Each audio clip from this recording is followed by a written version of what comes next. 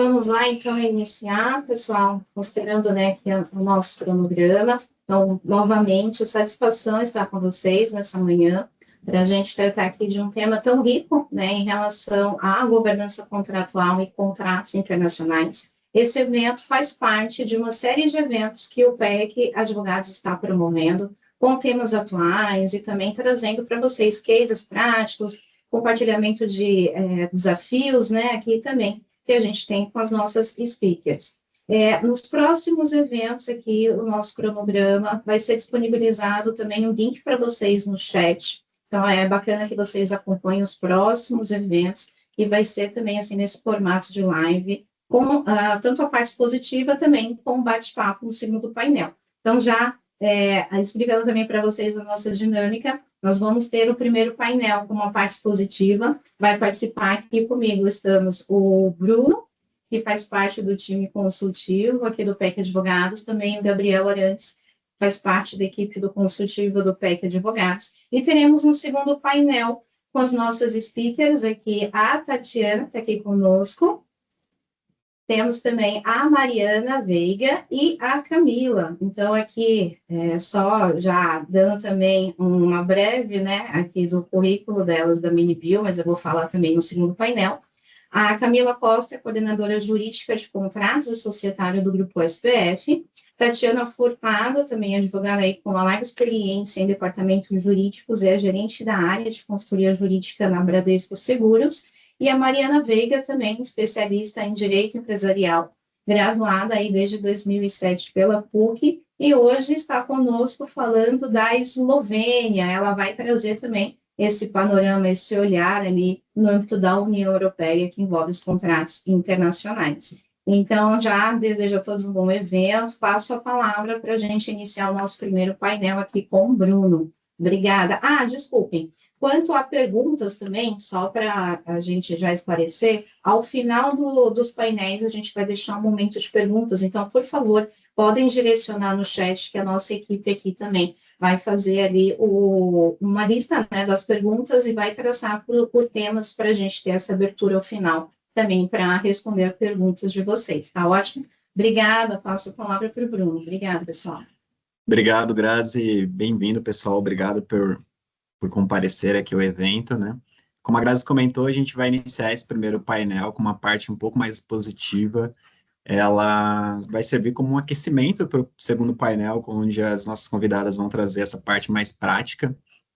Então, a gente vai abordar algumas questões que envolvem riscos contratuais, vai abordar também um pouco sobre governança de IA, e algumas questões também envolvendo cláusulas, mas tudo pensando nessa temática de gestão contratual, e com essa ótica empresarial também, com a nossa experiência, nossa expertise aqui com os clientes, nos casos que a gente costuma atuar. E o Gabriel vai iniciar aqui essa parte expositiva, e aí vamos seguindo. Fique à vontade, Gabriel. Obrigado, Bruno. Bom dia, pessoal. Primeiro, agradecer a presença de todos vocês aqui. Já estamos com um público muito legal.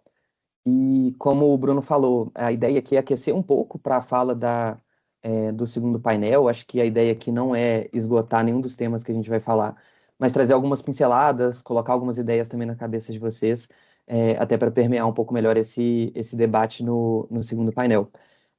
Aqui a gente falando de governança contratual e principalmente trazendo aqui dentro do contexto de contratos internacionais, acho que o primeiro ponto que a gente tem que trazer é a questão da governança contratual como um todo. Pode passar aí para mim, por favor, Bruno? E aí a gente traz isso também até de experiência que a gente tem com nossos próprios clientes, a gente vê nesse nosso dia a dia de quando a gente tem negociação de contrato, a gente tem relação e aí com as outras partes, e aí pode ser fornecedores ou clientes, parcerias. Então, o que a gente sente muito, e aí muito na prática, e acho que pode ser a realidade de muitos aí, é a questão de que uma governança contratual fraca, ela vai sempre aumentar os riscos para a empresa. E aí, como que a gente percebe essa governança contratual fraca e quais que são esses elementos de um contexto que vai aumentar essa existência de riscos? O primeiro que a gente traz é essa falta de padronização contratual. Então, por exemplo, a gente vê alguns cenários de empresas que, por mais que tenham alguns contratos que eles vão se repetir, são fornecedores parecidos ou então são clientes parecidos, não existe uma padronização contratual. Então, você está sempre ali desenvolvendo um contrato novo, mesmo sendo um cenário parecido, e aí corre uma série de riscos. Então, às vezes, em um contrato está falando uma coisa, no outro está falando outra. Dificulta muito esse controle, realmente, das cláusulas da obrigação, que aí entra muito nesse segundo ponto, que é justamente essa ausência de controles e monitoramento. Então, a partir do momento que você não tem uma padronização contratual, fica muito mais difícil de você verificar, e aí também de verificar essa eventual inconsistência na gestão de obrigações. Então, vamos supor, se em dois contratos parecidos, uma prestação de serviços parecida, você tem prazos diferentes para cumprimento da obrigação, você tem responsabilidades diferentes, então isso aumenta muito o risco ali quando da execução desse contrato. Outro ponto que a gente observa às vezes e que se mostra como um fator que aumenta exponencialmente os riscos é a baixa integração entre áreas. Então, muitas vezes, e aí principalmente em empresas grandes, a gente vê que a pessoa que está mais perto do fornecedor ou do cliente, ela tem uma melhor noção da realidade desse cenário fático, né? Mas muitas vezes a pessoa que está responsável pelo contrato não tem essa visão tão clara de como que é o dia a dia ali. E isso cria algum tipo de atrito, as expectativas não ficam tão alinhadas, e aí você gera uma série de riscos. E aí, às vezes, uma responsabilidade, por exemplo, que está muito clara para ele, para o jurídico, que está com esse contrato na mão, não é tão claro para a pessoa que está lidando diretamente com a outra parte. Então, isso vai aumentando o risco relacionado a esse contrato. E aí, como eu falei, todos esses pontos, e aí, claro, não só esses pontos, vão expor a empresa a riscos legais, a riscos financeiros e a riscos reputacionais, que é justamente esses pontos que a gente vai abordar agora. Aqui, e aí, principalmente quando a gente fala de contratos internacionais, a gente tem como um risco muito relevante que é justamente a não conformidade com essas leis locais e internacionais. Quando a gente está falando de um cenário só Brasil, acho que a gente está todo mundo mais acostumado, é uma legislação que todo mundo domina mais, então a gente está dentro de um cenário mais conhecido. Mas quando a gente está lidando com fornecedores, com clientes de outros países, tem que ter uma atenção e tem que ter um controle maior, porque são leis que muitas vezes elas vão ser diferentes. Por mais que a gente tenha algumas legislações que elas vão se aproximar em alguns pontos, e aí, como é o caso da LGPD com o GDPR na Europa, você sempre vai ter uma regulação específica, vai ter particularidades de cada país que elas precisam ser observadas e, principalmente, precisa ter um controle maior. No segundo painel, a Mariana, que vai falar da Eslovênia, ela vai trazer uma visão melhor de como é que isso acontece na prática, de como que essas diferentes culturas elas impactam até na forma como a legislação é construída, como que isso é analisado, mas é um ponto muito importante. Então, assim, quando você está lidando com um fornecedor ou com um cliente que está no Brasil, é uma realidade, mas quando você tem um fornecedor na Europa, nos Estados Unidos, na América Latina, você vai ter que ter uma atenção maior para outros pontos. Um outro risco aqui é justamente sobre a questão das cláusulas que vão ser mal definidas ou mal redigidas. E aí isso entra muito em conexão com o que eu tinha comentado antes, que é justamente essa falta de padronização contratual. Então, a partir do momento que você não tem definido isso, você não tem um modelo ali, pelo menos para ser seguido, ou pelo menos com cláusulas que você precisa ter e que são obrigatórias, corre o risco de ter cláusulas mal redigidas que não vão garantir maior segurança para a empresa. E é isso tudo, claro, todos esses pontos e toda essa falta eventualmente pode gerar falhas de requisitos de compliance, e aí, claro, levando penalidades contratuais, eventuais litígios e tudo mais. Além desses pontos, e aí mais relacionados de uma forma geral e ampla, né, a gente tem a questão de riscos relacionados à privacidade. Aí, Bruno, se puder só. Perfeito. Que aí a gente entra num cenário também que é muito interessante, porque até agora, assim, com um amadurecimento melhor de entendimento sobre a própria LGPD, com uma atuação um pouco mais forte da própria NPD, a gente chegou num ponto de amadurecimento muito legal sobre esse ponto de privacidade. Mais para frente aqui na apresentação a gente vai trazer com mais detalhes essa questão de proteção de dados, de LGPD, mas claro, uma governança contratual que ela não está ali robusta, ela não tem procedimentos específicos, ela entra num risco maior relacionado a esse tema de privacidade. Então, se você não tem um controle contratual, você tem uma chance maior de realizar um tratamento inadequado ou um tratamento ilegítimo desses dados pessoais. Quando a gente fala também de contratos internacionais, a gente tem esse tema que está muito em alta e é muito relevante, que é essa transferência internacional de dados, que aí vão ter que ser observadas uma série de obrigações impostas, não só pelo LGPD, mas também pela NPD, mas aí esse é um tema que a gente vai ver com mais detalhe para frente também. E claro, a partir do momento que você não tem isso controlado, você não tem plena noção e plena ciência das disposições dos contratos, a empresa vai estar mais sujeito à sanção, e aí não só pela NPD, mas às vezes ações no judiciário, eventuais ações de titulares e tudo mais. Além de privacidade, e claro, é um tema que se conecta muito com privacidade, uma governança contratual fraca, uma governança contratual que não está tão robusta, ela aumenta em muitos riscos relacionados à segurança da informação. Então, a partir do momento que você não tem esse controle tão claro dos contratos, você não tem cláusulas bem definidas, pode ser que passe alguma coisa, por exemplo, não ter os requisitos mínimos de segurança que um fornecedor vai ter que obedecer, a ausência de definições específicas, por exemplo, sobre comunicação de incidente, procedimento em caso de vazamento de informação. E aí, principalmente esse ano, a gente vê um crescimento muito grande de ataque cibernético, e aí muito relacionado também a um uso mais expressivo de IA, até por esses golpistas. Então, é essencial que o contrato e aí uma gestão contratual robusta, ela tenha previsões específicas sobre segurança da informação e de forma a realmente prevenir esses ataques cibernéticos, vazamento de informação, e aí não só de dado pessoal, mas também de informações sensíveis e informações estratégicas da própria empresa. E aí, trazendo de forma mais geral também, e aí entrando muito em questão da própria operação da empresa, a gente tem que essa falta de controle e essa falta de governança contratual como um todo, ela faz com que os contratos se tornem uma possível surpresa. Então, a partir do momento que você não tem isso muito bem mapeado e muito bem até planilhado assim, você corre riscos específicos, por exemplo, perda de prazo contratual, falta de acompanhamento do SLA, muitas vezes, e a gente vê isso acontecendo às vezes na prática, quando você não tem uma governança tão forte, alguns contratos ficam sem dono, então assim, fica ninguém sabe muito bem quem é o responsável pelo contrato, ninguém sabe quem que tem que observar isso, então esses pontos da governança contratual, uma governança robusta, ela diminui esses riscos, claro, a gente não vai ter nenhum risco zerado, mas a gente tem os riscos muito mitigados. E aí, além desses pontos, né, a partir do momento que você não tem um controle tão grande, você cria uma dificuldade muito grande de auditoria, de rastreabilidade, e aí principalmente quando a gente fala de mercados regulados, né?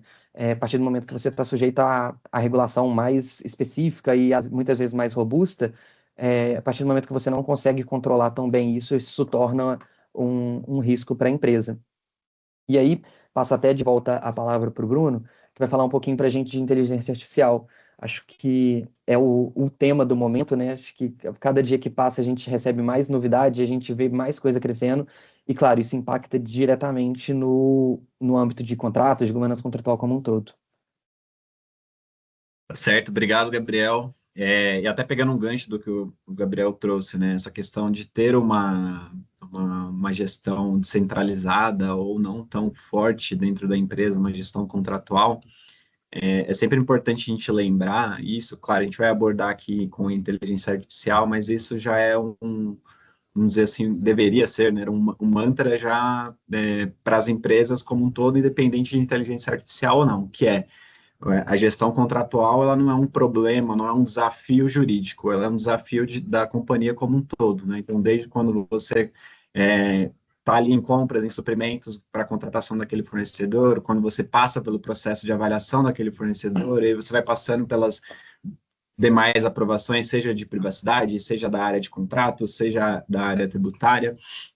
Então, é sempre importante também entender todo esse contexto como algo que é responsabilidade de todos, para que a gente tenha, de fato, uma rastreabilidade, um entendimento e um mapeamento, né, vamos dizer assim, daqueles riscos contratuais. E aqui até trazendo um pouco também para essa questão da inteligência artificial. A gente tem visto bastante coisa especialmente sobre as generativas, mas, por exemplo, a gente vê também muitos clientes, né, quando a gente geralmente, se a gente trouxer aqui para um âmbito de ferramentas como o ChatGPT, um Copilot, que não são ferramentas que são utilizadas como core ali do negócio, mas elas auxiliam no dia a dia, mas a gente tem também aqueles casos, né, de contratações de inteligência, sejam de soluções ou de outras questões que envolvem inteligência artificial como core do negócio mesmo. A gente tem clientes que o core do negócio faz parte da inteligência,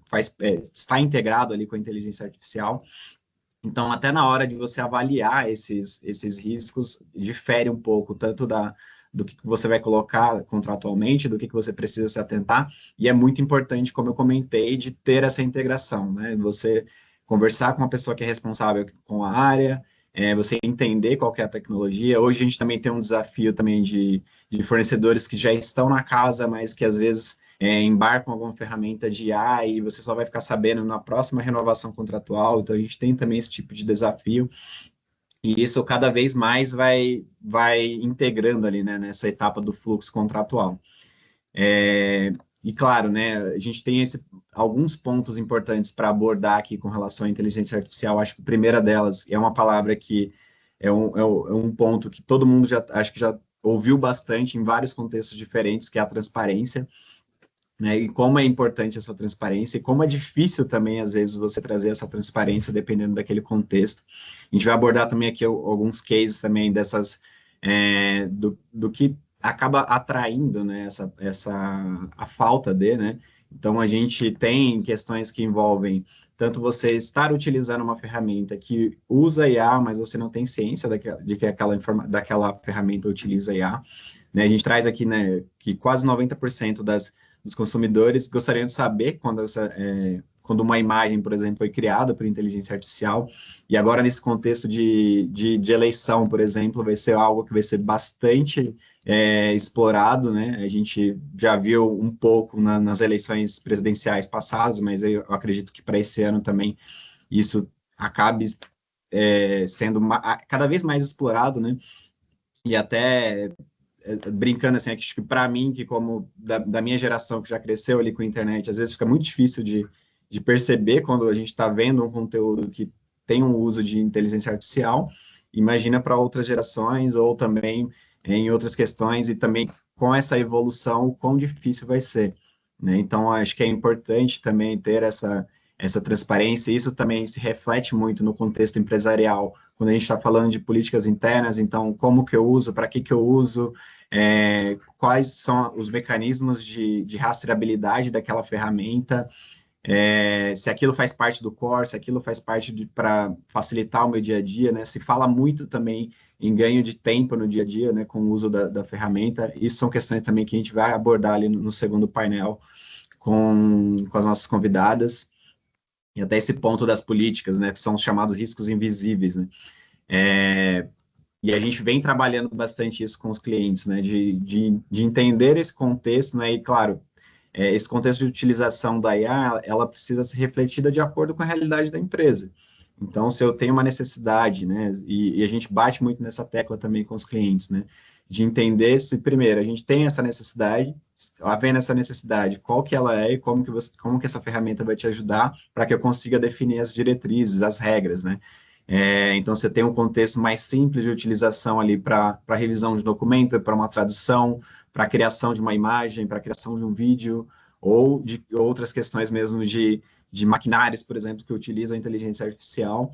Então, tem muitas possíveis abordagens ali com a inteligência artificial, e se faz muito necessário também que a gente tenha essas políticas amplamente claras ali internamente, para que também os colaboradores tenham ciência e consigam aplicar isso no dia a dia, né? E também, claro, para sustentação, né, do programa de governança de IA. E aqui, né, ainda nesse tema de transparência, né, a gente trouxe um case aqui também, um projeto de lei, que fala justamente, né, sobre essa questão de saber, né, sobre quando você está falando com uma IA, e aqui o projeto de lei 6036 de 2025, que traz, né, essa obrigatoriedade para que seja identificado, né, identificado de conteúdos produzidos aí nesse contexto político que eu trouxe também, né, de eleições, e que cada vez mais a gente vai ver, né, e até, né, questões que envolvem publicidade também, e não só quando eu só estou falando com o chatbot, né, mas as coisas a inteligência artificial, ela não se resume apenas a isso, né? Então, acho que cada vez mais, né, esse contexto ele vai ampliando e fica mais difícil.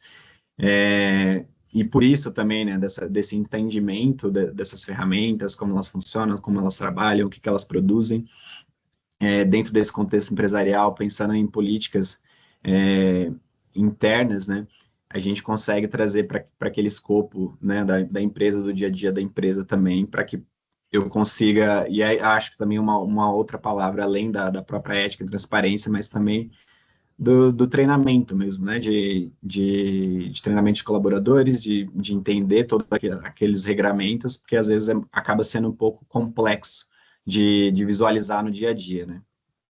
Também é algo que a gente tem trabalhado bastante aqui no dia a dia com os clientes, nos projetos de governança de IA. Aqui a gente também trouxe, né, um case, né, do TSE que proíbe o chat GPT de indicar, né, votos em candidatos, e também desse uso de IA em campanhas, né, para que seja identificado. Então, eu comentei, né, essa questão dos chatbots também de atendimento, a gente tem questões que envolvem eleições, tem questões que envolvem marketing, comunicação, né, então, essa informação sobre conteúdos sintéticos que são produzidos, para que a gente consiga também mitigar risco contra, né, a eventual manipulação, né, da pessoa, do consumidor, seja em qual contexto que seja, que for, né. E aqui, trazendo mais um ponto, a gente vai caminhando aqui para chegar ali na governança mesmo, mas trazendo alguns casos também de alucinação da IA, né? Então, acho que um uso bem comum dessa IA generativa, como eu comentei, são essas questões que envolvem tradução, às vezes revisão de conteúdo, produção de conteúdo. Então, né, a gente tem esse case, né, que as traduções feitas por IA estão adicionando alucinações a alguns artigos do Wikipedia, que acho que a maioria aqui conhece também, que o Wikipedia você pode ir lá revisitar o conteúdo, alterar. Ela é um conteúdo produzido, né, e fomentado ali pela própria comunidade como um todo na internet, então você também tem essas possibilidades de cada vez mais gerar informações falsas, dependendo dessa falta também de revisão humana, né, que eu acho que às vezes a gente acaba utilizando bastante no nosso contexto, mas esquece que também tem um outro lado que é justamente revisar o conteúdo que está sendo produzido, né? E aqui também a gente trouxe um caso, né, de um advogado que foi sancionado por uso de IA, e aqui também esse ponto de checagem de fontes, de revisão humana também, que também é bem importante. E aí trazendo em panorama ali com o que o Gabriel já trouxe, né, que também acaba se refletindo aqui em cibersegurança, né, e esses riscos de vazamento. Então, né, tem essa notícia, né, que até 2027, 40% das violações de dados de IA ocorrerão por uso indevido de GenAI entre fronteiras, né. Então, essa falta também de padrões globais, então cada país ou cada bloco, vamos dizer assim, quando a gente está falando da União Europeia, tem seus próprios regramentos, uns mais conservadores, outros um pouco mais permissivos, e outros que ainda estão em fase de discussão, e como isso gera, né, uma falta de padronização de algo que está sendo utilizado, e muitas vezes dessas ferramentas que vêm de um contexto internacional, né, que elas são, por exemplo, trazendo para um contexto Brasil, que elas são importadas para cá, que elas são contratadas de empresas de fora, e que às vezes você não tem muita clareza também do potencial, né, e de como também avaliar os riscos com relação a essas ferramentas, né.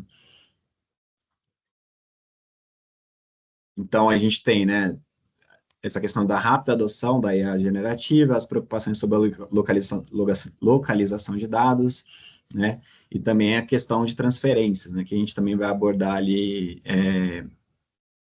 na parte de transferência internacional, mas não só isso, né, a transferência mesmo de informações que você inclui, elas eventualmente podem ser utilizadas para retreinamento, mas contratualmente ou através dos termos de uso, política de privacidade, isso não está tão claro, então são pontos bem importantes para a gente ir avaliando. E aqui é um dado de 2025, né, que 1,3 bilhão de ataques em 2025 com IA envolvendo phishing, né, que é acho que também aqui um amplo conhecido também, e a gente também vem atuando em bastante incidente de segurança com clientes também, boa parte deles também que envolve phishing, né, então, de novo, tem essa importância do entendimento das ferramentas, o que é verdadeiro, o que não é, tem aquele caso da Microsoft, né, que acho que ficou bem famoso agora, que é utilizar o R e o N para parecer que é um M, e você achar que é um link legítimo ali da Microsoft e clicar, e isso abrir portas também para os atacantes. Então, e isso é importante, não só nesse contexto empresarial também, de avaliação de riscos contratuais, mas também de, como eu comentei, de treinamento mesmo, né? E aqui caminhando, né, para o final dessa parte de IA, dos riscos, que alguns deles eu já acabei comentando também, mas que são questões que envolvem vieses, vazamentos de informações confidenciais, a inexatidão de fontes ou referências, riscos de ofensas de terceiros, aqui quando a gente está falando de direitos autorais, é bem importante também que a gente avalie esse contexto contratualmente, né? Quando a gente está falando de algo que a gente vai implementar, seja com alguma ferramenta da empresa ou como uma ferramenta principal, é, e também as respostas que sejam inapropriadas ou inadequadas do modelo, né, que pode afetar ali a interação com o cliente. Aqui a gente está falando bastante está falando, né, especificamente sobre ali chatbots também, essas interações que eu comentei.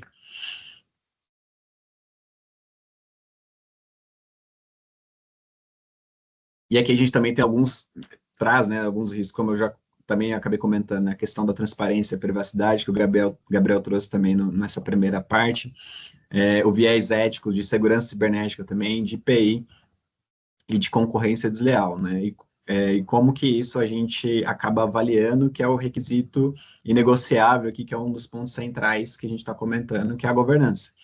Né? Então, você ter um programa de governança com regras claras, com controles, com treinamento, avaliando, seja por meio de um comitê de IA que seja implementado na empresa, ou como alguns clientes preferem também, de aproveitar outros comitês para trazer dentro dessa temática. Um assessment também de entender as soluções que você contrata, de avaliar aquelas soluções com base em IA, em privacidade, em segurança, e em rastreabilidade também, como que aquilo vai ser implementado dentro da empresa. Então, na parte também contratual da atualização dos clausulados, avaliação dentro desse contexto, como eu comentei, né, do contexto de utilização daquela ferramenta, do core, do que você está contratando e como que aquilo vai refletir na sua operação, para que também seja refletido contratualmente. E aqui entra também muito num ponto que o Gabriel trouxe, que é essa questão de falta de padronização contratual. Falta de padronização que às vezes até dificulta com que você trabalhe em alguns contextos que sejam específicos, né, como de contratação de uma solução de IA, e consiga refletir isso no contrato, né, para que o contrato realmente te proteja de alguma forma ou mitigue riscos, né, com relação a essas ferramentas.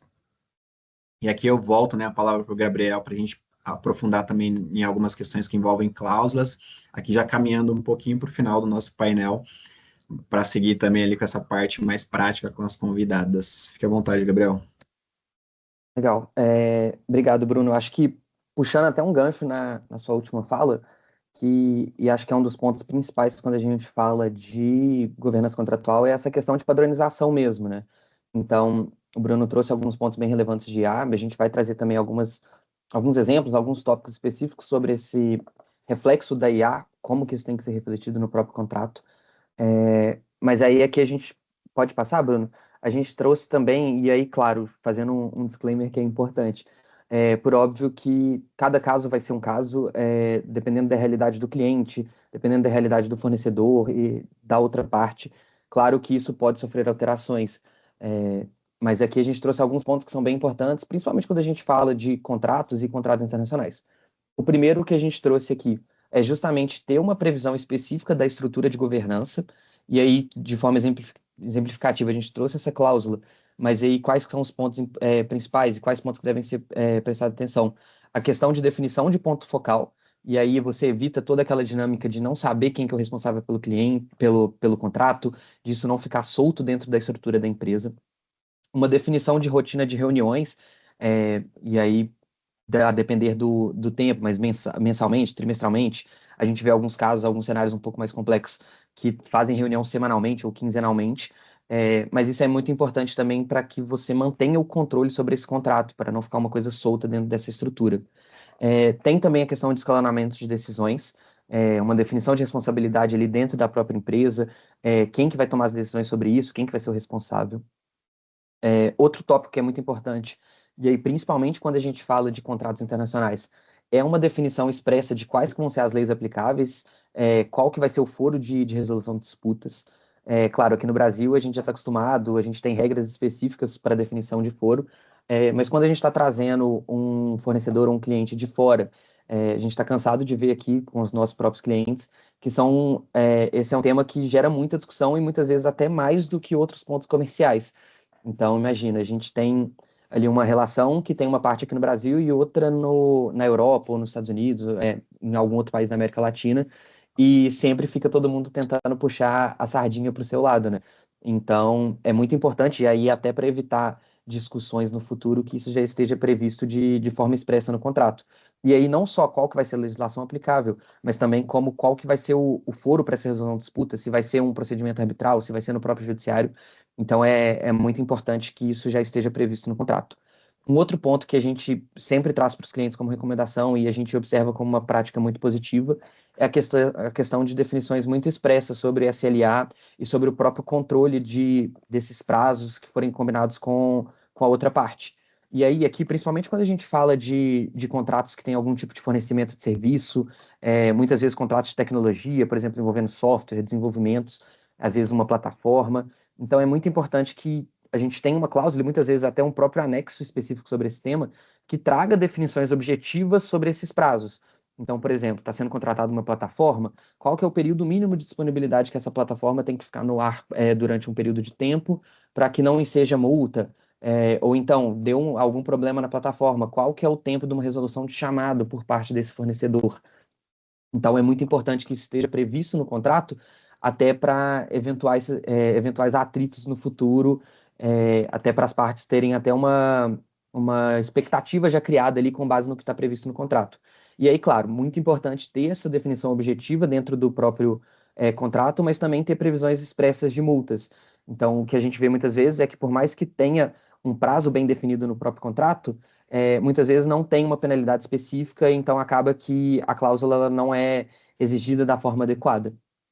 E aí, entrando no tema de proteção de dados, e aí com um gancho do que eu já falei no início, que o Bruno também abordou um pouco na fala dele, eu acho que a gente já está num nível de maturidade bem legal quando a gente fala de proteção de dados, bem melhor do que a gente viu alguns anos atrás. Então, isso já é um pouco de costume dentro das empresas, essa adoção de um clausulado específico de proteção de dados pessoais nos contratos. Só que muitas vezes, e aí a gente vê isso no dia a dia, essas cláusulas elas estão lá, mas elas não trazem todas as disposições que seriam necessárias. E aí a gente trouxe, claro, de forma exemplificativa aqui, quais que são os temas que precisam constar e quais são as disposições, né?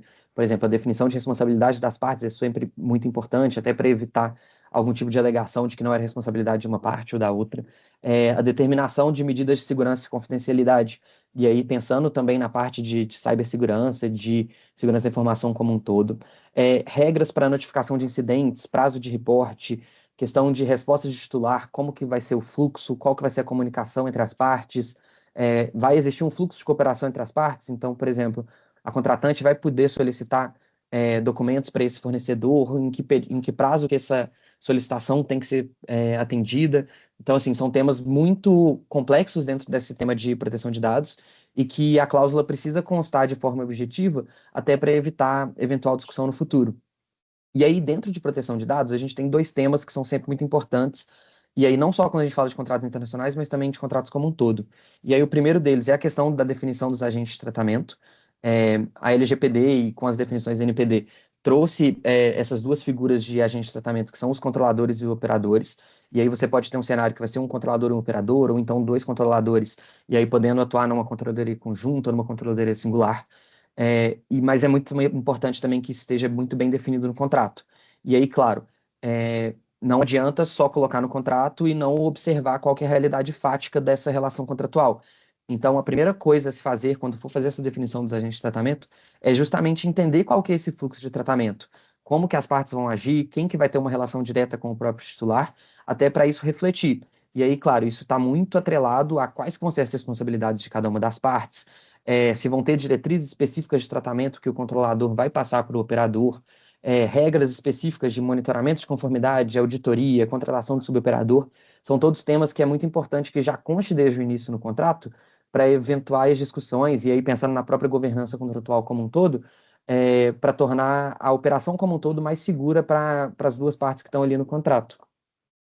E aí, entrando mais específico, quando a gente fala de contratos internacionais, tem a discussão sobre a transferência internacional de dados pessoais, que é um assunto que também está super em alta, principalmente depois da resolução 19 da NPD em 2024, que trouxe essas regras gerais da transferência internacional. E aí a gente tem algumas séries de obrigações que precisam ser observadas. E aí, por exemplo, a NPD trouxe de forma bem expressa que precisa ser adotado um mecanismo de transferência. E aí vão poder ser as cláusulas padrão que foram trazidas na própria resolução 19, pode ser uma transferência para um território que já tenha sido considerado adequado pela NPD, como foi o caso da União Europeia por meio da resolução 32 da própria NPD, que saiu no início desse ano. Mas é muito importante quando a gente fala desse contrato internacional, que aí é o tema que a gente está tratando aqui hoje, que seja feita essa análise com muito, muito cuidado e muito estudo, porque a NPD trouxe, claro, obrigações específicas relacionadas a essa transferência internacional, e isso vai nascer ali do próprio contrato. Então, isso tem que estar muito bem mapeado e muito bem, um controle muito adequado sobre esses pontos, para que pode ser refletido as outras obrigações. Então, por exemplo, a NPD trouxe uma obrigação de que tem que ser garantida a transparência junto aos titulares. Então, a gente já vê os avisos de privacidade das empresas sendo atualizados para constarem para quais países são transferidos os dados. E isso está muito relacionado aos próprios contratos, né? Então, tem que ter um controle desses contratos para entender para onde está sendo feita essa transferência, como está sendo feita essa transferência, e isso passa muito por essa governança contratual mais robusta. E aí, agora puxando também um pouco um gancho com a fala do Bruno, e aí, Bruno, pode ficar bem à vontade também para complementar aqui, que são justamente esses efeitos do uso de IA como um todo, e aí da contratação de fornecedores que usam a IA, ou então uma contratação de uma plataforma de IA, de um serviço específico que tem essa inteligência artificial como o core do serviço mesmo, o contrato precisa refletir essa nova realidade. Então, claro, é um tema que vai englobar todos esses riscos que a gente já falou aqui hoje, mas a gente vê eles de forma mais exponencial e mais acelerado. Então, por exemplo, quando a gente fala de um contrato de uso de uma ferramenta ou desenvolvimento de uma solução de AI específico, a gente tem que ter pontos de atenção. Por exemplo, como que vai ser feito o treinamento, qual que vai ser a propriedade intelectual relacionada ali ao desenvolvimento, quem que vai ser responsável caso a IA tenha algum tipo de alucinação ou traga algum tratamento de dados de forma discriminatória, quais vão ser os padrões de segurança da informação que vão estar sendo observados ali. Então a gente vê, por mais que sejam pontos que, teoricamente, eles já estavam sendo observados de forma geral, a IA meio que traz tudo isso junto e com um olhar ainda mais atento, porque a gente precisa realmente de uma segurança maior, de uma definição de responsabilidades de forma mais específica. E aí, um dos pontos que aí a gente vê como mais relevante para os clientes, e aí principalmente quando a gente fala de mercados regulados, é a questão de aprendizado sistêmico. E aí que a gente acha muito importante, e a recomendação para os nossos clientes, e sempre que a gente está tratando desse tema, é de justamente ter uma cláusula específica sobre esse tema. Porque imagina, a empresa está contratando uma solução de IA que vai utilizar os dados pessoais dos clientes para fazer um treinamento de base. Como que vai ser feito esse compartilhamento posterior? Essa empresa, essa solução de IA vai poder recompartilhar esses dados com outros clientes que ela eventualmente tiver? Então, isso é muito importante que esteja previsto no contrato se isso vai ser possível, se isso não vai ser possível, quais vão ser as consequências de um eventual descumprimento. Então, como é uma nova realidade, é importante que a gente jogue uma luz maior aqui sobre esse tema, e aí dessa forma a gente trouxe essa cláusula aqui de forma exemplificativa, claro, vai poder variar dependendo do cenário, mas que é muito importante que isso já esteja previsto expressamente no contrato. Além disso, a questão de security by design e by default, e também entrando na parte de privacy by default, é muito importante que isso já esteja previsto desde o início no contrato. Então, e aí até fazendo um gancho com a fala do Bruno, está sendo contratado ali um desenvolvedor de uma solução de IA. É essencial que isso já esteja incorporado e todo mundo muito ciente de quais que são as regras que vão ter que ser seguidas no uso dessa IA. E aí vai desde a parte do desenvolvimento, de um eventual desenvolvimento de outros módulos e tudo mais, mas até o uso ali na ponta dentro da empresa de como que isso vai ter que ser realizado. E aí, até devolvo um pouco da fala para o Bruno também, para a gente trazer um pouco dessas melhores práticas, de recomendações gerais, para fazer essa ponte também com a fala dos nossos convidados no próximo bloco. Legal, obrigado, Gabriel. E até dentro desses pontos, aqui conectando, né, tanto a minha fala inicial ali na parte de IA, mas também com esses pontos que o Gabriel trouxe de contratos, reforçando, é um desafio da empresa, não é um desafio jurídico, não é um desafio só de segurança da informação, mas é um desafio de entendimento também desse contexto, de quando um fornecedor entra na empresa, entra na casa, como que ele vai atuar, o quão importante, o quão exposto eu estou dependendo daquela solução que eu contrato, que eu implemento. Como eu comentei também, às vezes tem fornecedores que já fazem parte ali do cotidiano da empresa e decidem embarcar alguma IA numa solução que já era utilizada pela empresa. Muitas vezes você não tem visibilidade disso, então, é, dentro desse contexto, né, de entendimento, de definição de regras, de treinamento da equipe, de envolvimento mesmo de áreas, né, como eu comentei ali do comitê de IA também, para poder avaliar esses pontos, acaba tornando, né, esse processo de contratação, implementação e utilização, e também dessas avaliações de eventuais riscos, né, que você seja exposto, ou de um vazamento, ou de uma alucinação, ou de um viés discriminatório daquela ferramenta, é, torna o processo um pouco, não vou dizer mais fácil, mas pelo menos minimamente previsível e com um procedimento, né, para que você consiga seguir um passo a passo, né, que eu acho que é bem importante também, porque muitas vezes o que a gente vê acontecendo na prática, as coisas só vão sendo incorporadas, contratadas, utilizadas, e quando acontece alguma coisa, eu não sei o que fazer. Então, é muito importante também esse envolvimento da empresa como um todo, mas, claro, isso passa também por essa estrutura de governança de IA, né? Então, que é justamente aqui do primeiro ponto, né, dessa parte final, né? Então, até de possuir, né, uma matriz tipo RACI, com responsabilidades, a questão de padronização, que o Gabriel bateu bastante ali na primeira fala dele, né? É uma padronização, mas com uma certa flexibilidade, e também avaliando cenários de acordo com o contexto, né? Também a gestão desses riscos jurídicos, regulatórios, o Gabriel também trouxe bastante esses pontos de setores regulados, que têm determinações próprias, têm regramentos próprios que precisam ser observados, né?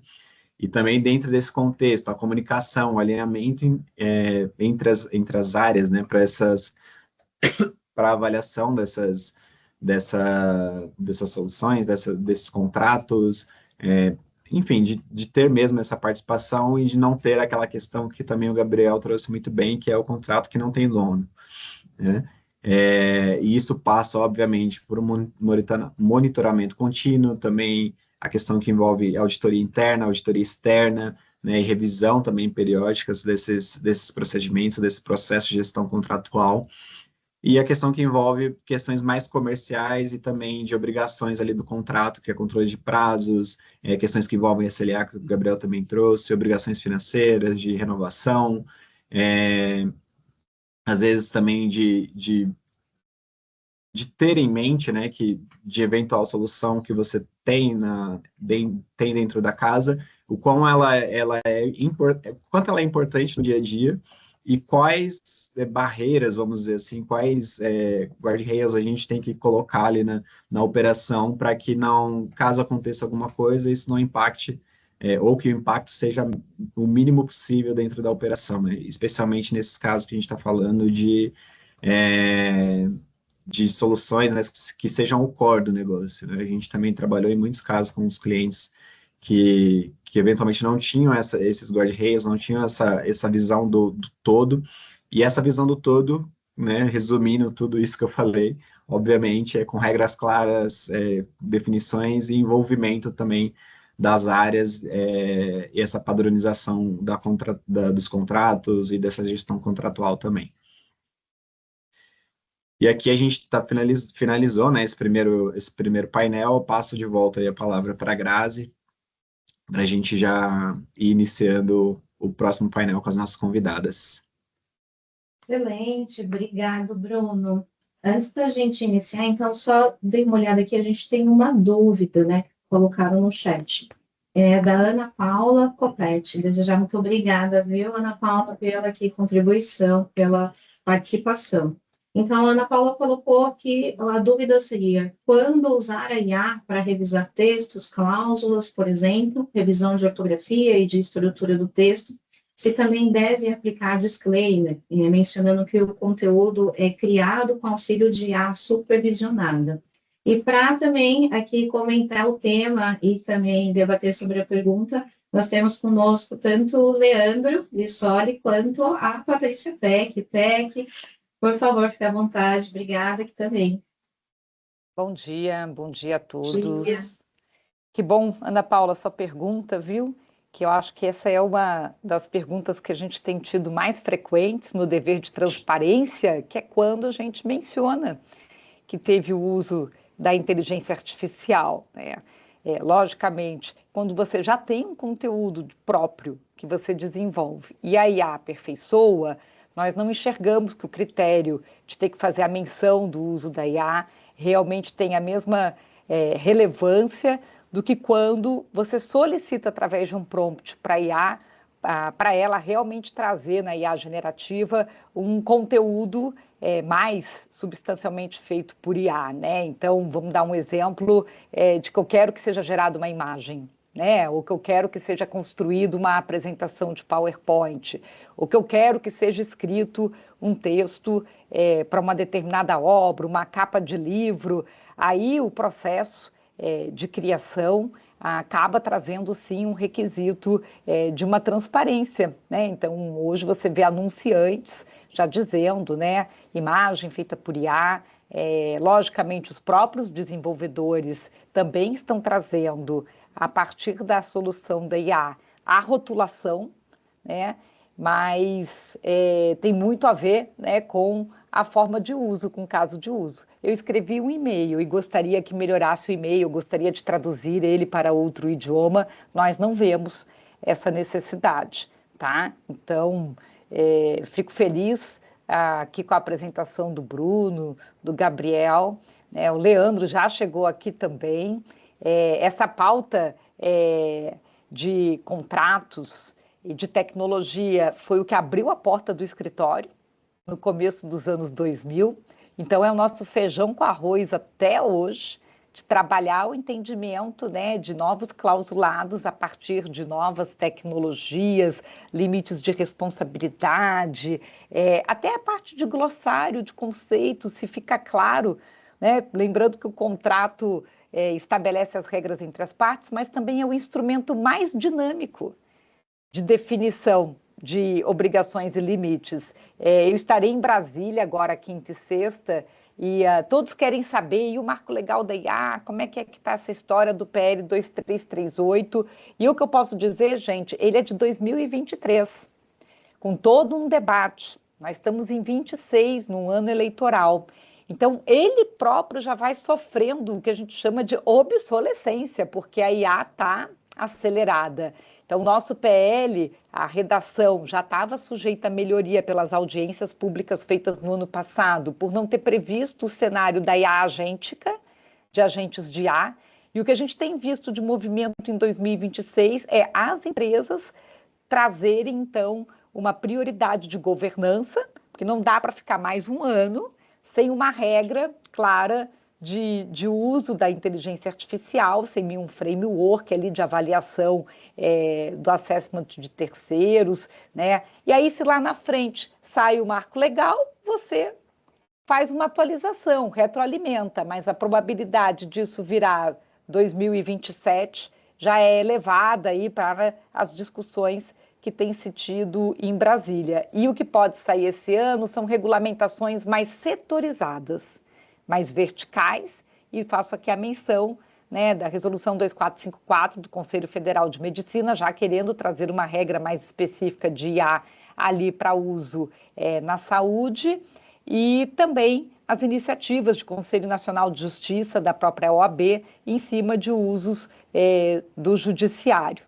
Mas a gente ainda tem um debate muito acirrado em questão de propriedade intelectual, de bases de dados que vão instruir o treinamento da IA, porque isso afeta diretamente o modelo de negócios e a precificação. Se eu tiver que pagar na entrada, que é diferente de você remunerar na saída, né, conforme o uso, né, então no treinamento. Mas é um pouquinho só para comentar. Então vamos trabalhar políticas de governança e contratos, porque isso é o ferramental que nós temos mais de curto prazo para uma ação imediata e para não deixar ali a descoberto a situação. Então, Leandro, por favor, muito bom. Né, passo a palavra para você.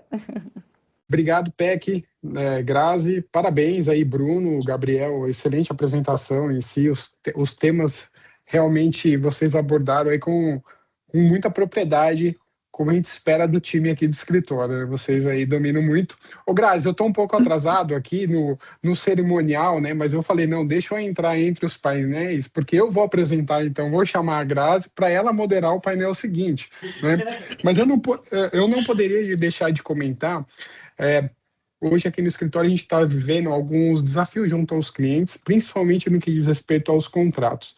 Vocês devem ter acompanhado aí nessa última semana, saiu na mídia especializada, o tal do SaaS Apocalipse, né? Ou seja, as empresas em si de software, principalmente as empresas de software como serviço, e aí tanto as grandes empresas como a SAP, ou as menores, como até menores no que diz respeito ao tipo da entrega, não de tamanho em si, como uma empresa de assinatura de documento digital em si, tiveram uma baixa monumental nos valores dos seus ativos aí circulando nas bolsas, principalmente por conta de uma tendência que a gente observa que os clientes trazendo também como desafios para o escritório de vibe coding, e não que as empresas vão colocar produtos ou softwares gerados por inteligência artificial generativa em produção em escala comercial, ou seja, para fora, mas o vibe coding para dentro.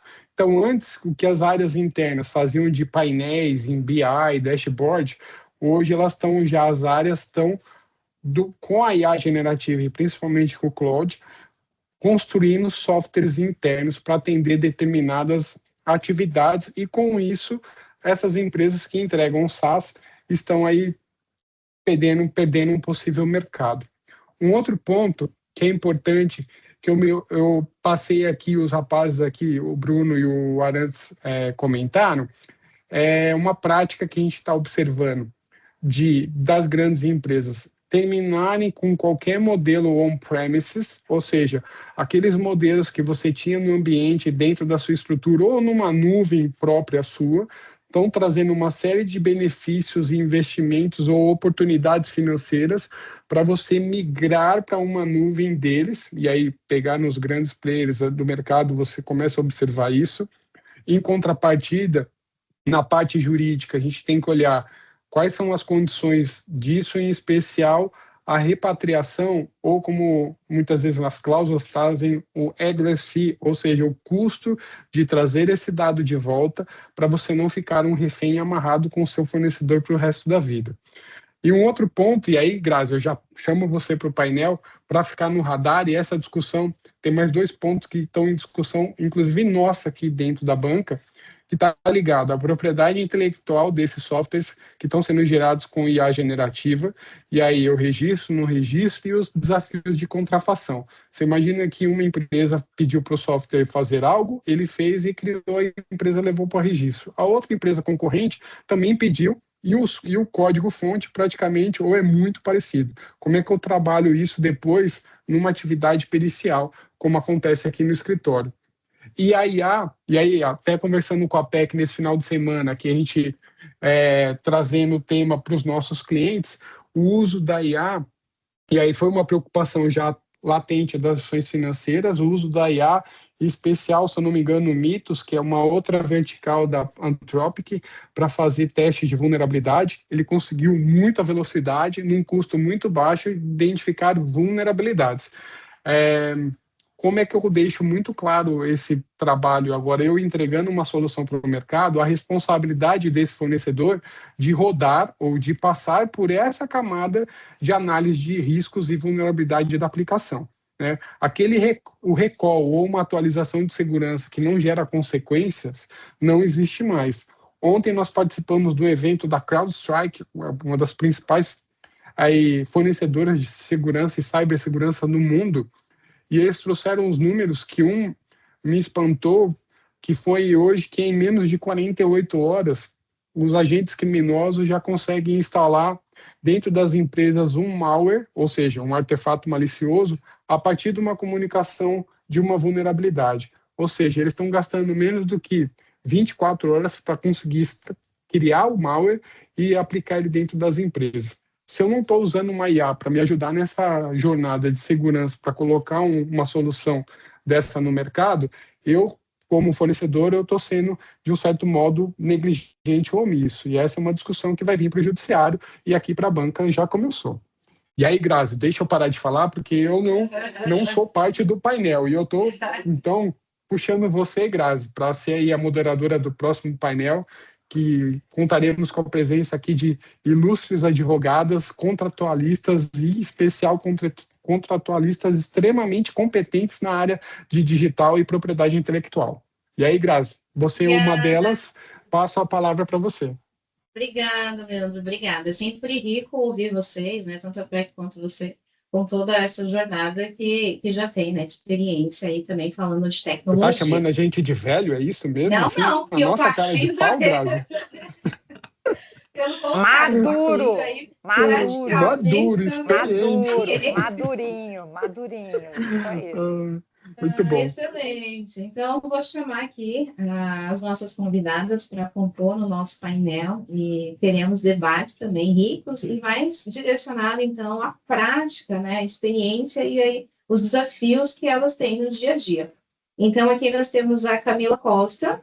A Camila é coordenadora jurídica de contratos e societário do Grupo SPF, com graduação em Direito pela Universidade Cândido Mendes e MBA em Gestão de Negócios pela USP. Possui uma sólida trajetória de 15 anos no setor corporativo, com passagens expressivas por grandes empresas, como Construtora Tenda e Agafisa. Também aqui nós temos para compor o nosso debate, nosso segundo painel, Tatiana Furtado, advogada, gerente da área de consultoria jurídica no Bradesco Seguros, atua também como representante jurídico do GT de Governança de A, do Grupo Segurador e no GT de Privacidade como Privacy Champions. Também membra aqui da Comissão da Lei Geral de Proteção de Dados da CNSEG, né, a Confederação Nacional das Seguradoras. Também compõe aqui o nosso segundo painel, Mariana Veiga, a advogada também, ao longo da carreira acumulou experiência em grandes multinacionais e também atuou aqui no PEC Advogados. Atualmente, ela fala aqui conosco da Eslovênia, onde atuou como Legal Advisor de uma empresa dedicada ao desenvolvimento de soluções para armazenamento e comercialização de energia elétrica em diversos países também aí da União Europeia. Então, a minha primeira pergunta para a gente já iniciar aqui o nosso painel vai ser para a Camila, né, Camila? Tendo em vista toda essa sua expertise, essa sua experiência dentro da área contratual, quais os principais desafios, Camila, então, que você identifica nessa prática em relação ao que nós temos ali da gestão de contratos? Ô, Camila, um minuto, Grazi, eu só quero cumprimentar todas vocês. Claro. Que alegria que vocês aceitaram esse nosso convite, né? E assim, olhar vocês aqui é quase uma nostalgia para mim, de tanto tempo que a gente trabalha e discute, né, esses assuntos de direito digital, de contratos. Então, é só dizer Camila, Tatiana e a Mariana, que, para quem não sabe, foi minha primeira estagiária quando eu abri o escritório, né? Então, olha, tem um excelente painel. Eu estou aqui ouvindo e no final eu dou mais um oizinho aí para vocês, tá? Então, agora, Camila, aproveite aí a pergunta da Grazi, mas assim, sabe, eu acho que nós mulheres temos que nos ajudar, nos empoderar e ver aí o quanto vocês cresceram, são brilhantes na carreira e como temos nos ajudado aí para estudar mais profundamente essas pautas, né? Porque no final eu lembro, né, que tudo acaba parando numa regrinha, vira um contrato, até um código de software é uma regra para a máquina, né? Então, fico muito feliz de ver vocês aqui hoje. Obrigada. Obrigada, bom dia, PEC, querida. Tantos anos, né? Já são, acho que 12 anos nessa trajetória, quantas discussões, quantos assuntos a gente já aprofundou, né? Então, você é uma grande inspiração, Mariane e Tatiana, que prazer dividir aqui essa manhã com vocês. Eu acho que um dos principais desafios, assim, do mundo corporativo, que quando eu entro na empresa, eu tento resolver, eu acho que é com relação à padronização dos contratos, né? Eu acho que quando a gente tem padronização dos nossos contratos, isso aí só consegue ser feito de uma maneira, eu acho que profunda, quando a gente consegue entender a empresa, então entender muito bem os processos, está muito bem próximo da área de compras e das áreas de negócio. Acredito muito que o jurídico, com proximidade com a área de negócio, consegue entregar muito valor no nosso trabalho, né? Nós somos uma área de back-office, então, acho que a padronização de contratos é o principal, acho que desafio que depois que ele superado, ele consegue ajudar bastante no dia a dia, no ganho de produtividade, porque a gente sabe como o nosso dia a dia é cheio, a gente é engolido pelas demandas, e eu acho que quando a gente consegue criar padrões, a gente consegue ganhar mais tempo. E aí, acredito muito também no jurídico, nas negociações, na ponta mesmo, nos contratos mais relevantes. Acho que o jurídico ele consegue captar, junto com o fornecedor mesmo, nessas negociações com o fornecedor, os melhores insights para a gente conseguir colocar no papel e traduzir a melhor gestão, porque a gestão do contrato pós-assinatura dentro da SBF é feita pelas áreas de negócio, então acho que o jurídico tem essa capacidade da negociação de colocar cláusulas e não colocar obrigações demais do nosso lado e equalizar o contrato para que a companhia ela consiga fazer essa gestão pós-assinatura, que eu acho que esse é o principal desafio. Aqui dentro da SBF, acompanhamento do contrato e aí envio de notificações se forem necessárias para descumprimento do contrato é feita pela área de negócios, então o jurídico ele participa de toda a vida do contrato até a assinatura dele, mas após a assinatura a gente tem uma área interna, que é uma área de contratos, que fica dentro do nosso CSC e que faz essa ponte entre o jurídico e as áreas de negócio, que são os responsáveis pelos contratos. Aqui, a responsabilidade e acompanhamento dos contratos são das áreas que solicitam, então essas áreas que têm que acompanhar a vigência, os eventuais descumprimentos, se o contrato ele for encerrado antes do prazo, por algum motivo e tiver cláusulas, é essa área que tem que sinalizar o jurídico para o jurídico preparar todas as notificações. Então, a gente aqui dentro da SBF conta com essa área de apoio, que é uma área super importante, até porque a gente não consegue, de fato, acompanhar esse contrato pós-assinatura. E eu acho que o principal de tudo, aqui para finalizar a minha explanação dessa primeira pergunta, Agrária, é com relação à conscientização dos clientes, né? Esses clientes que eles precisam do contrato, eles entenderem que o contrato não é simplesmente um papel que existe, que hoje não é mais nem papel, né, PEC? Assim, antigamente era papel, tudo assinado fisicamente, mas hoje é um PDF que a gente tem dentro do nosso computador, né? E ele não é mais, ele não é necessário só para a gente emitir o pedido de compra e fazer o pagamento desse fornecedor. Ele é necessário, né? E quem está trabalhando num jurídico de empresa, acho que já tem uma série de situações que pode falar de apontamento de questões dos contratos que o jurídico, até ele não concordava com as cláusulas, mas colocou isso na responsabilidade e na aprovação do cliente interno, e depois esse contrato ele tem algum tipo de problema. Então, acho que trazer o cliente interno, a conscientização dele para a real necessidade e importância desse PDF que hoje a gente tem aqui dentro do nosso computador. Excelente, Camila. E como você vê que a tecnologia, né, as soluções de IA, propriamente, que a gente abordou também sobre esse tema, podem auxiliar no dia a dia de gerenciamento desses contratos junto com as áreas? Bacana. Vou trazer um pouco da minha experiência aqui na SBF. A SBF é uma empresa super tecnológica, a gente entende a necessidade. Então, hoje temos uma estrutura de tech bem robusta e temos uma diretoria que é uma diretoria que é focada em inteligência artificial e em dados. Então, é uma empresa que ela incentiva muito o uso de tecnologias. Nós estamos dentro do ecossistema do Google, então nós somos aqui, a gente usa Gmail e tudo, e as ferramentas que a gente utiliza de inteligência inteligência artificial que são super incentivadas pela empresa no Gemini e o Notebook.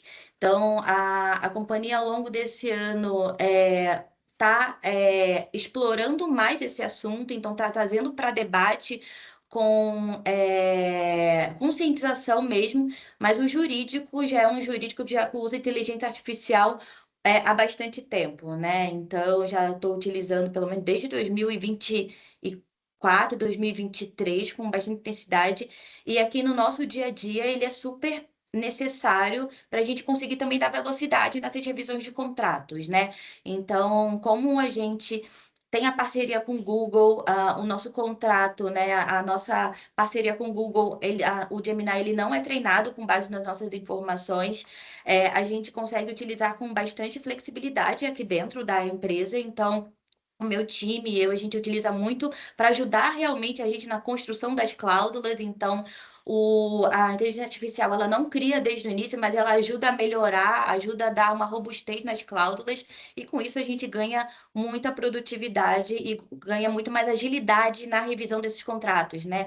Certamente aqui, a Mariana e a Tati gastavam muito tempo, gastavam 1, 2 dias para revisar um contrato complexo. Hoje, assim, a depender da situação, a gente consegue gastar meio dia, porque a inteligência artificial realmente ajuda muito a gente a destravar algumas ideias, né, e traduzir com palavras a nossa intenção, sabe? O que a gente queria colocar na cláusula. Coisa que antigamente a gente escrevia, parava e falava, nossa, a redação não ficou boa, escrever de novo. Então, a inteligência artificial, acho que dentro do jurídico, aqui na minha área, eu entendo que ela facilita dessa forma. Acabou sendo, então, né, essa ferramenta de facilitação, né, Camila? Ótimo. E você vê alguns pontos de melhorias, né, que podem ser abordados nesse processo de gestão de contratos em si, todos esses aspectos que você comentou ainda, né, a conscientização, a questão de tecnologia. Eu acho que a conscientização das áreas internas, das áreas clientes, solicitantes, eu acho que é o principal, né? Então, acho que os clientes, eles, né, dentro da estrutura aqui da empresa, eles têm que entender, né? Necessitam entender que eles também são responsáveis pelo contrato, né? Porque acho que de vez em quando pode causar a impressão que o jurídico que fez, então o jurídico é responsável. Acho que em algumas organizações, sim, o jurídico termina ficando com essa responsabilidade de ponta a ponta, mas aqui dentro da empresa não tem isso, então acho que é muito importante os clientes eles entenderem isso, e aí como um ponto de melhoria que eu coloco aqui dentro do jurídico na gestão desse contrato, eu acho que muito mais atrelado a isso, a conscientização, que em determinados contratos que a gente não consiga chegar numa minuta, numa redação que a gente esperava, ou que tem algum tipo de risco, e aí são riscos comerciais, não jurídicos, ou que vão ficar algumas cláusulas de fora porque o fornecedor não aceitou, que são inegociáveis para a gente. Aqui dentro da área a gente faz um termo de risco, então é uma proteção que a gente tem, e esse termo de risco é super importante porque justamente protege a organização, os clientes internos e o jurídico, porque fica claro para todo mundo dos riscos daquele contrato que a gente está negociando. Então, o termo de risco é um documento que aqui dentro da SBF a gente utiliza bastante nessas situações, e que eu acho que é uma melhoria que traz aqui, porque deixa todo mundo na mesma página sobre os eventuais riscos do contrato. Ótimo, Camila. E falando em riscos, a gente já puxa também outra pergunta, né, Tati, direcionada ali para você, que é justamente esses desafios também em relação ao tratamento de riscos, e quando a gente fala em governança contratual. Então, como que você vê também, Tati, esse ponto, né, em relação à própria governança contratual em si?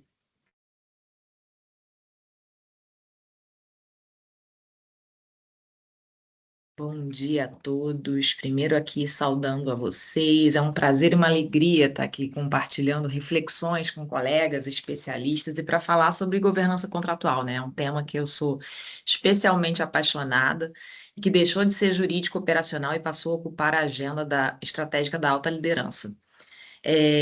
Entendo que a gente tem aí muito do que a Camila falou aqui, é realidade prática, a gente precisa, são temas muito transversais, o jurídico, como o back-office, né, ele é instrumento para centralizar todas essas análises de risco, que são análises compartilhadas, né?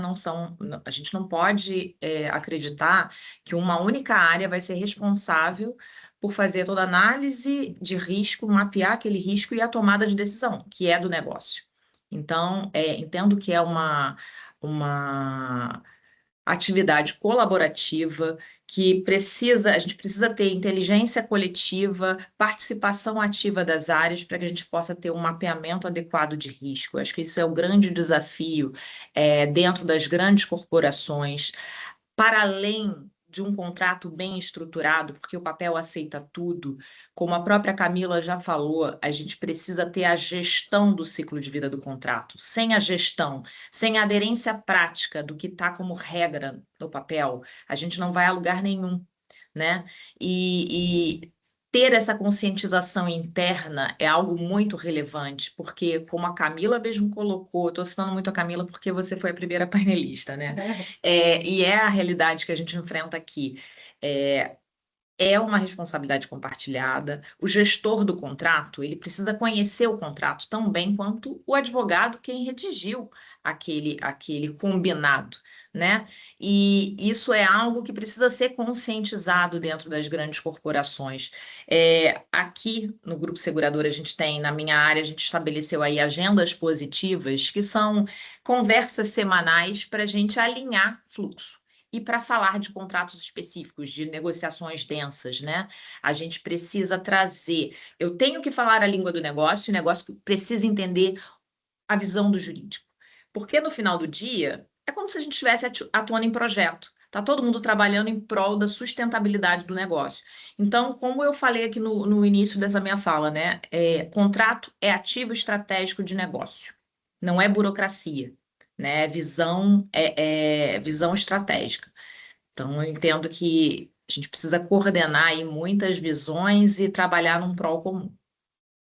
Ótimo, Tati. E nesse aspecto também, a própria tecnologia e as soluções, né, de IA acabam também, como a gente estava comentando aqui com a Camila, ajudando e sendo facilitador, né? Como que você vê também essa aplicação nas tomadas de decisão? A IA, eu costumo dizer que ela precisa ser uma aliada, ela tem que ser uma ferramenta. Isso É uma mesmo. ferramenta, ela tem que ser usada como ferramenta, ela não vai substituir advogado, né? Existe toda essa preocupação, né? Que se ouve, nossa, ele vai substituir. Não, não vai. A inteligência artificial, ela é binária. Se ela for mal treinada, ela não vai ser uma inteligência, ela não vai ajudar. Então, por isso, a gente tem aí, vou falar aqui de iniciativa própria. Aqui no meu time, no ano passado, a gente desenvolveu um projeto para nos apoiar para uso do jurídico, junto com a área de ciência de dados aqui da companhia. A gente fez aí o nosso agente, um agente próprio, treinado por nós, com base em todo o nosso arcabouço de governança interna. Então, ele está totalmente aderente à nossa governança, a nossa governança institucional, o nosso padrão ouro, a gente chama de padrão ouro, né? São as nossas cláusulas, e também com a experiência de negociações que a gente enfrenta. Então, a gente criou ali uma inteligência interna para apoiar o advogado, para facilitar e para justamente gerar agilidade nos retornos e para apoiar realmente em novas soluções. Você desenvolver um banco de conhecimento, de decisões, para poder apoiar o negócio a tomar uma decisão, uma negociação, porque padronização ela é essencial. Mas pensem, eu estou há mais de 20 anos no mercado, só 18 deles no mercado segurador, mercado regulado. Antes a gente tinha aí, e aí especialmente falando de contratos de tecnologia, antigamente era muito fácil eu emplacar uma negociação num contrato padronizado meu. Hoje em dia, isso não é uma realidade, principalmente em contratos de tecnologia. Então, o padrão ouro, ele me norteia para o que eu preciso manter numa negociação, mas não necessariamente é o que vai prevalecer. Então, você ter aí uma visão estruturada de histórico passado de negociação em casos análogos vai te apoiar, te dar mais repertório para que você possa buscar, orientar o executivo a tomar a melhor decisão, né? Então, assim, usando como ferramenta, eu acho, mais uma vez, ferramenta estratégica de negócio. É para servir para apoiar. Ela não vai substituir, porque o julgamento humano, a supervisão humana, você ter um treinamento com o seu olhar, ele tem que ser o seu olhar, ele tem que te ajudar. E então eu acho que é um grande ganho. Eu sou uma grande entusiasta, mas é claro, né? Acompanhando todo a governança interna, acompanhando aí a evolução do marco legal, que a gente ainda não tem, a gente trabalha aí com percepções, olhando para fora o que a gente tem. Então, assim, é um tubo de ensaio. Quando a gente tiver aí a 2338 convertida em lei, a gente vai ter que rever toda essa questão da governança. E nós temos aqui dentro aí, só para dar um pouquinho mais de ilustração, a gente tem aqui comitês de governança que são multidisciplinares, e a gente avalia essas iniciativas com base nas regras internas, no modelo de governança que foi estabelecido institucionalmente. Então, isso também é muito interessante, porque traz todo mundo com uma visão única, né? Ótimo, é importante ter, né, essa, como você falou, Tati, ó, o padrão ali, ouro, que seria os requisitos mínimos essenciais que não podem deixar de ser observados, né? E aliado também com justamente aí o auxílio de soluções para automatizar processos, para automatizar ali também tarefas. E quanto a esses pontos, você vê alguma outra abordagem que pode melhorar a governança em contratos? O que você acha que dentro desses desafios há espaço para ter ali um certo melhoria, vamos dizer assim, um aprimoramento? Olha, o uso de ferramentas, né? O uso de CLM, você gerar relatórios estruturados, você ter aí visibilidade e demonstrar, não é só na percepção, na experiência da visão do advogado. Você traz dados que sustentam aquela tomada de decisão. E você ter essa conexão muito próxima, né? O jurídico como parceiro de negócio, uma atuação mais em rede, mais colaborativa, né? Eu vejo que pelo menos nas grandes empresas, eu não vou falar só da minha experiência aqui, mas de outros colegas que também estão nas grandes empresas ao mesmo tempo que a gente tinha antes uma visão mais compartimentada das áreas, né? O jurídico lá encastelado, o negócio encastelado, as áreas os back-offices encastelados. Hoje, essa estrutura piramidal tombou. A gente tem hoje uma visão mais em rede. E essa visão em rede que vai apoiar uma inteligência coletiva. Eu sou muito entusiasta dessa visão da inteligência coletiva, de você trabalhar junto, porque você elimina a barreira, né? Você está trabalhando em prol de um projeto, em prol de uma contratação que está alinhada à estratégia do negócio.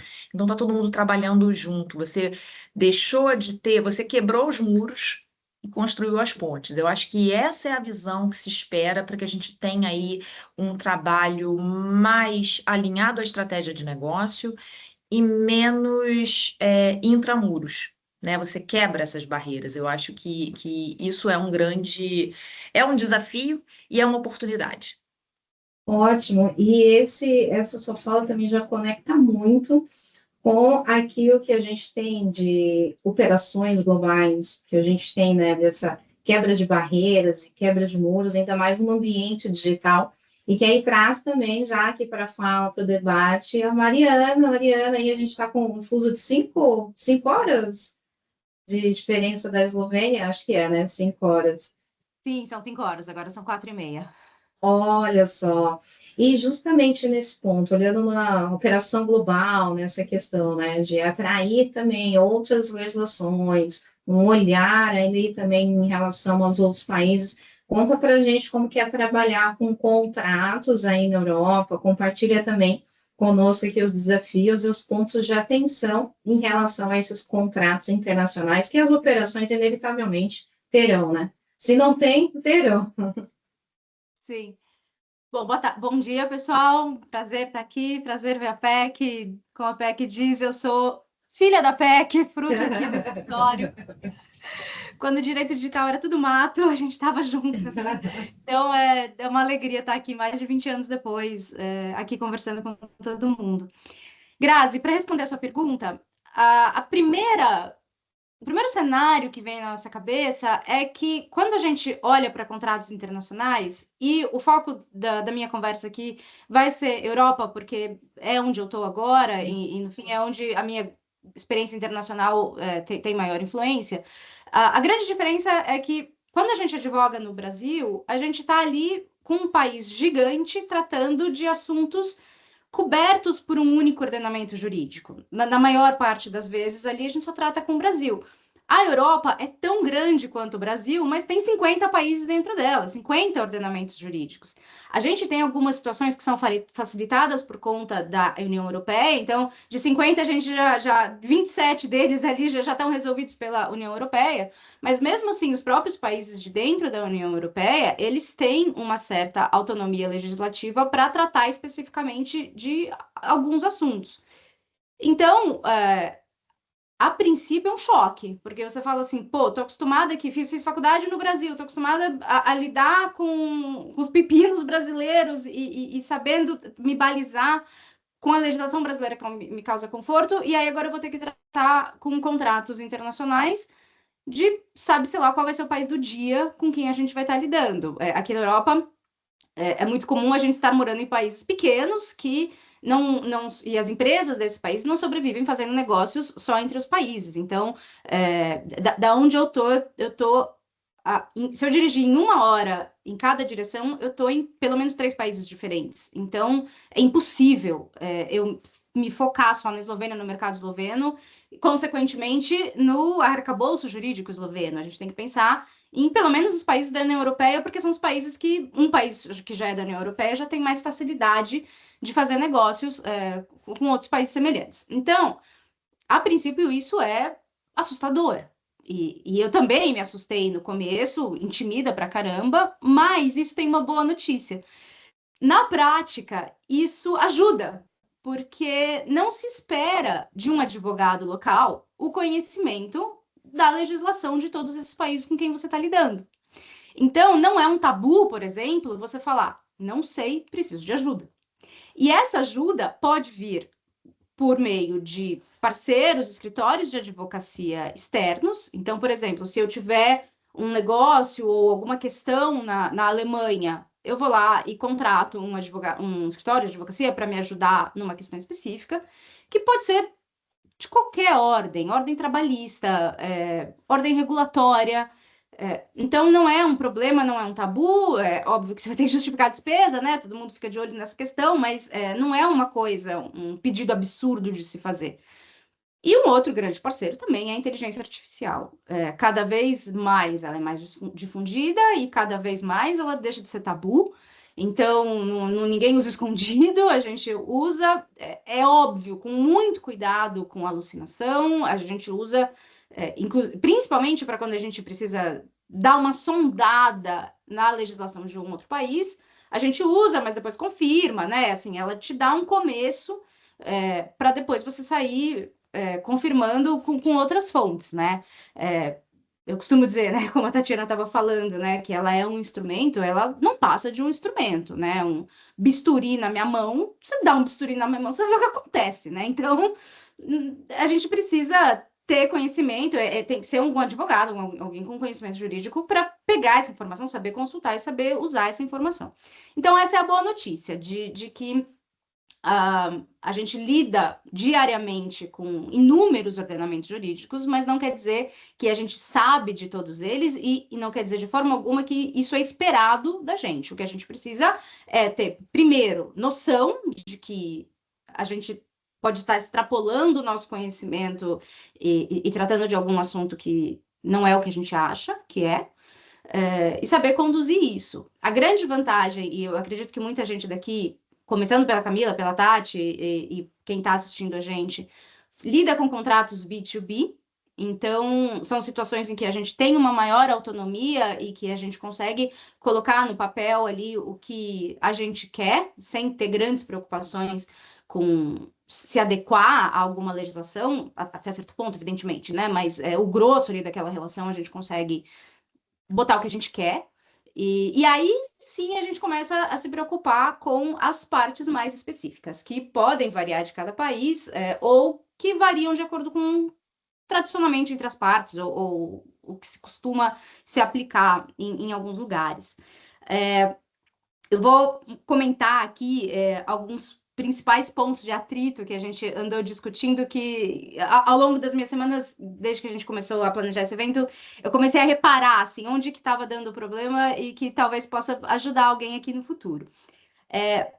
Tem uma questão que a gente, justamente por conta das grandes dimensões do Brasil e como a gente tende a fazer negócios no Brasil para dentro do Brasil, tem uma questão que eu nunca, no Brasil, me estressei muito, nunca tive muito problema na hora de negociar um contrato, e que aqui acontece mais do que eu gostaria, que é quando a gente está lá revisando um contrato, está indo muito bem, você fala, putz, que contrato balanceado, que legal, acho que eu nem vou precisar salvar um arquivo novo aqui, vou precisar aceitar tudo, tá lindo, nossa, nunca vi um contrato tão justo, aí você chega lá no fim, foro de eleição. Esse que é um problema, que no Brasil, assim, o máximo que a gente vai ter, assim, pô, eu tô em Campinas, você tá no Rio, como vai ser, tal, assim, é o maior dos problemas que a gente vai ter. Agora, foro de eleição e lei aplicável aqui é um dos problemas que mais empaca, que mais atrasa esse momento de negociação do contrato até a gente chegar no momento da assinatura. Porque se, por exemplo, eu tô aqui na Eslovênia e tratando com alguém da Alemanha, por exemplo, é claro que é minha obrigação puxar a sardinha do meu lado e tentar puxar o foro de eleição e a legislação aplicável para a Eslovênia, é óbvio. Mas é claro que a pessoa que está ali do outro lado na Alemanha vai querer exatamente a mesma coisa. Então, como que a gente consegue resolver esse grande impasse? Porque é óbvio que a gente não quer que o contrato vire um litígio, mas se a gente defende com unhas e dentes cada cláusula desse contrato, é justamente não só para não virar litígio, mas se virar, a gente não ter prejuízo. Então, a gente precisa ter controle. E eu dei esse exemplo, por exemplo, Alemanha e Eslovênia, mas entre Alemanha e Eslovênia, a gente até que tem ordenamentos jurídicos minimamente semelhantes, mas antes mesmo do Brexit, se a gente fosse comparar o ordenamento jurídico do que se chama aqui de Europa continental, que é tudo menos Reino Unido, Europa continental e Reino Unido, a gente tem um abismo enorme entre esses dois. Então, é comum, é muito comum, quando, por exemplo, a gente chega nesse impasse do foro de eleição. E quando eu falo foro de eleição, entendam foro de eleição mais legislação aplicável, só para não ficar a frase gigante toda vez. Mas quando a gente chega nesse impasse de foro de eleição, se a gente está tratando com alguém, por exemplo, do comercial do outro lado, que quer fazer o negócio andar, quer achar alguma coisa boa para os dois lados, eles falam assim, então vamos por Inglaterra. Que a gente já está tratando em inglês, é uma coisa neutra, se a gente precisar reclamar, a gente resolve em inglês, que é uma língua que a gente domina. É o pior abacaxi que a gente pode ter, porque é common law. E a gente que é da área de direito, a gente associa common law, tá bom, mas para quem não tem essa formação, não sabe que é uma coisa tão diferente. E o common law traz algumas coisas que eu, pelo menos, antes de começar a lidar internacionalmente, eu não sabia. E a primeira vez que me falaram, eu achei uma coisa assim tão absurda que eu fui até pesquisar, e é verdade. A presunção de boa-fé no common law, ela praticamente não existe. Que é uma coisa que pauta os nossos contratos, tanto no Brasil como na Europa continental. Então, outro assunto que tem um tratamento super diferente no common law é força maior. Então, são duas coisas super importantes. E como que eu vou delegar, julgar um contrato meu que eu fiz com algumas presunções ligadas ao meu dia a dia? Como que eu vou delegar tudo isso a um ordenamento jurídico completamente diferente do meu? A única coisa que a gente tem em comum é uma língua que às vezes a gente fala. Mas, então, negociar o foro de eleição é uma coisa muito importante e que pode causar um impacto bem significativo e que é um impacto que no Brasil a gente não prevê, ou quando a gente tenta mensurar, a gente coloca ali na conta deslocamentos e as dores de cabeça de tratar com um foro numa outra localidade no Brasil e para aí, né? Junto com isso, E esse ponto, Mariana, foi ótimo você ter comentado, que serve aqui, né, já ponto de atenção para todos em contratos que tem ali o foro de eleição lá na Inglaterra, e também como é esse olhar, né, europeu, quando a gente tem os contratos para revisão, porque se tiver de fato ali máximo de detalhes em relação à operação, como vai ser entregue, é porque tem esse fato da ausência de presunção de boa-fé lá. Então, isso também é super válido aqui no dia a dia, né? Compartilhando aqui com todo mundo. Obrigada também por essa dica. Desculpa, pode seguir em relação aos desafios. Um assunto super parecido é a questão da língua que vai prevalecer. Porque em muitas situações a gente faz contratos bicolunados.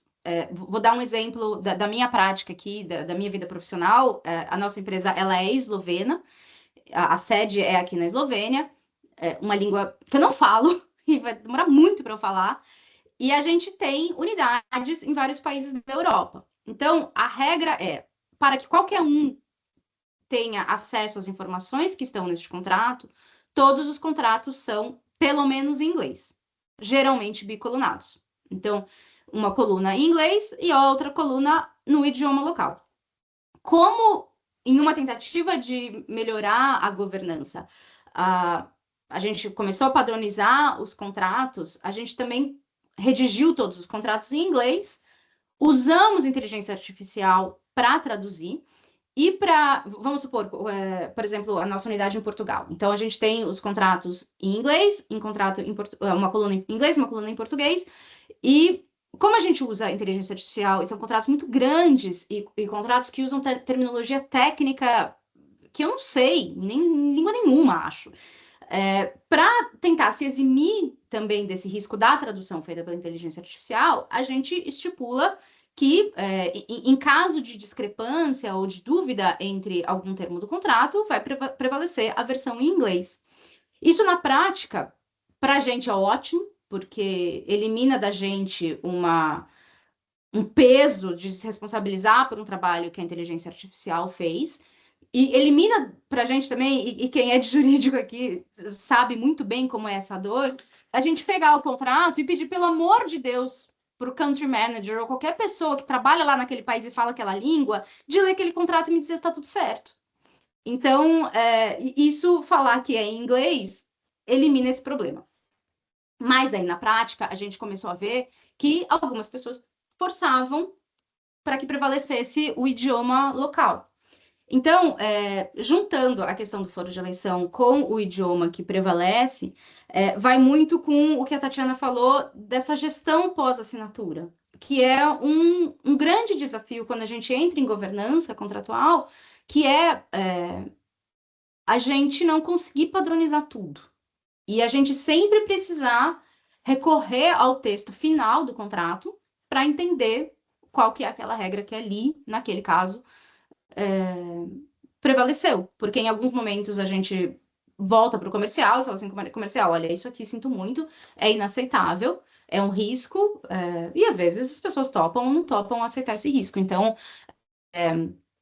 para governança contratual, e isso acaba sendo um grande desafio a gente tenta padronizar tudo o máximo possível, mas as particularidades de cada país impossibilitam que a gente tenha uma solução uniforme para tudo. Outra coisa que eu andei reparando nas últimas semanas, né, que é interessante, mas por uma questão triste, é como, primeiro, né, essa questão da força maior ser tratada diferente em países diferentes. E aí, aquilo que eu falei do abismo entre Reino Unido e Europa continental, até mesmo dentro dos próprios países da Europa continental, a gente tem tratamentos diferentes de força maior. Eu quero dizer que a legislação de cada país prevê por lei alguns assuntos que já são força maior e o resto cabendo às partes decidir se é ou se não é. Então, principalmente em momentos mais tensos da geopolítica, a gente precisa, então, para garantir na padronização, sabendo que isso vai transitar em vários países e na prática a gente não tem a menor condição de ficar avaliando como que é a força maior em cada país ali na hora, ainda mais quando a gente solta templates na mão das equipes, para as equipes administrarem sozinhas, a gente precisa estar um pouco atento ao que alguns eventos podem influenciar. Essa questão do bloqueio do Estreito de Hormuz, né? É uma coisa que a gente vê nas notícias e está afetando o mundo inteiro, mas ela afeta diferentes lugares do mundo em diferentes proporções. Aqui na Eslovênia, por exemplo, a gente teve essa alta enorme no petróleo, e o que fez da Eslovênia é o primeiro país aqui na União Europeia a limitar a quantidade de gasolina que você pode abastecer no seu carro. Já caiu, mas por uma semana a gente teve um limite. Então, tudo isso impacta em muita coisa. Impacta em preço do frete, impacta no preço do produto final, impacta nos prazos, né, de entrega. A gente tem alguns produtos que vêm do Oriente Médio, e aí é claro que o nosso prazo final de entrega pode ser afetado, então, que são coisas que, pelo menos o que eu vejo de notícia no Brasil, não está tão feia a coisa de impacto direto como está aqui para gente.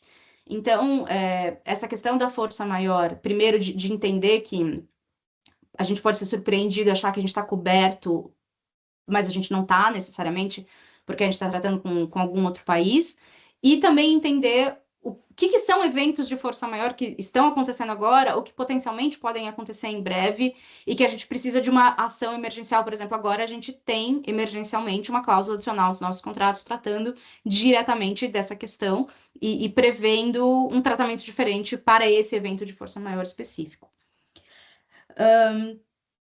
Outro assunto, e aí já sai um pouco desses que eu andei mencionando, mas que eu percebo que às vezes causa um pouco de entrave, principalmente quando a gente trata de alguma negociação entre Brasil e Europa, ou não necessariamente Europa, mas tudo que envolve sistema bancário e sistema financeiro, de pagamento mesmo.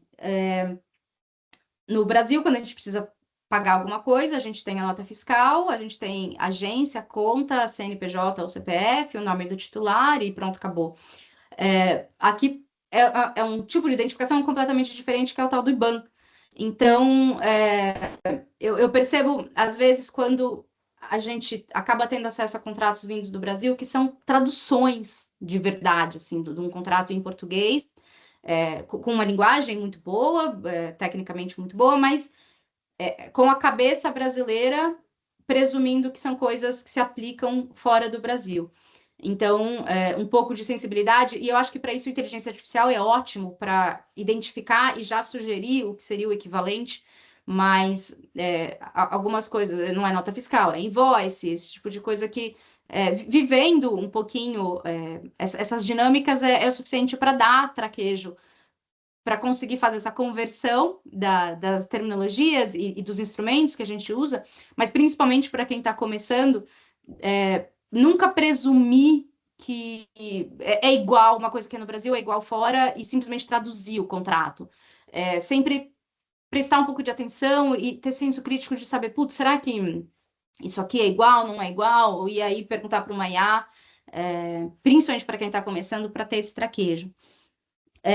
Mas é claro que tem muita coisa que é minimamente semelhante entre o Brasil e a União Europeia, por exemplo, e eu acho que o maior exemplo disso, e o Leandro comentou isso também, são as leis de proteção de dados, né? Então, a LGPD no Brasil, o GDPR aqui na Europa, são leis reconhecidamente muito semelhantes, o que é ótimo para trabalhar.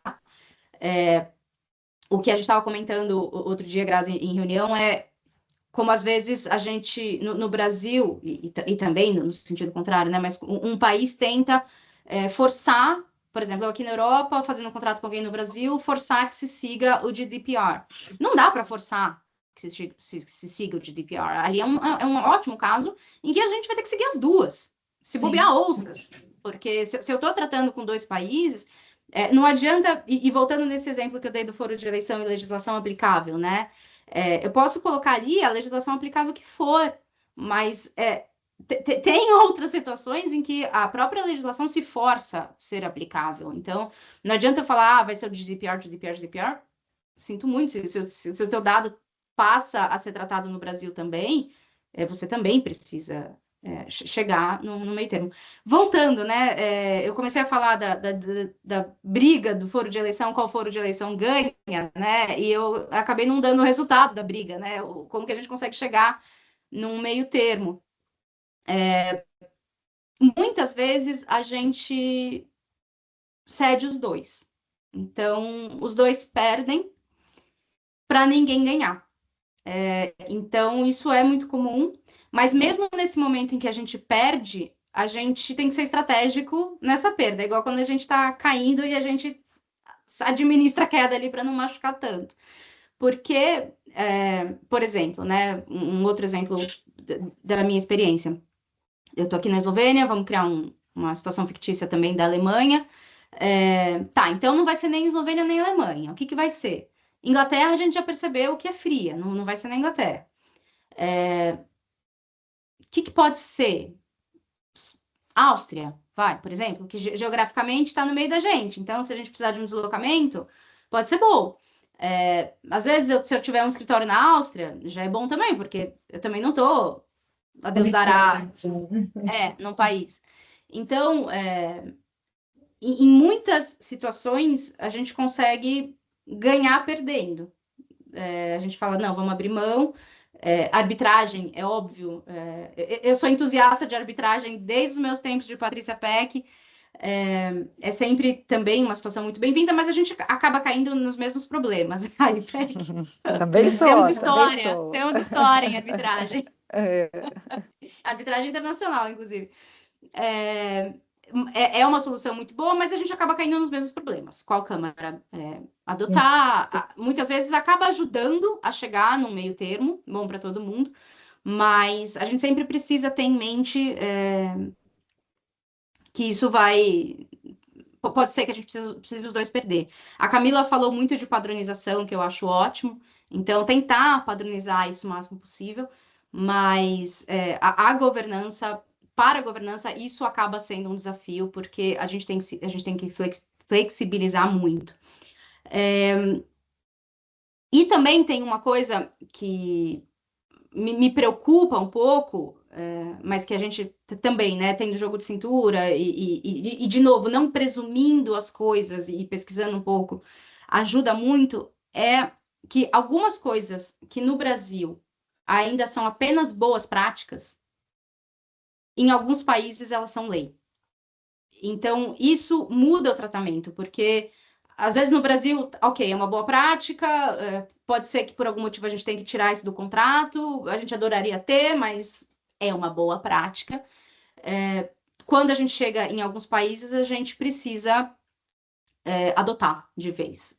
Um exemplo que consome muito tempo, muita energia e às vezes dinheiro mesmo das empresas aqui, são os procedimentos de combate à lavagem de dinheiro. Aqui, eu falei, né, se eu tenho um negócio na Alemanha e eu preciso contratar um advogado alemão, eu vou lá e contrato?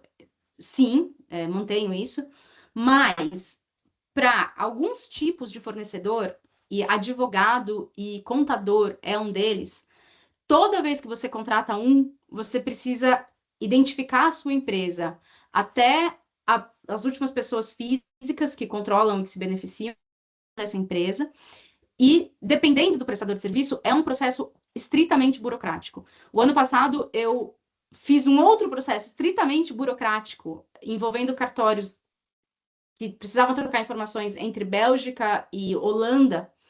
Demorou mais tempo para eu comprovar quem eram as pessoas físicas por trás da minha empresa do que toda a transação de transferir uma empresa de um país para o outro. Então, e isso não dá para falar assim, não aguento mais, vou para outro. Vai ser igual.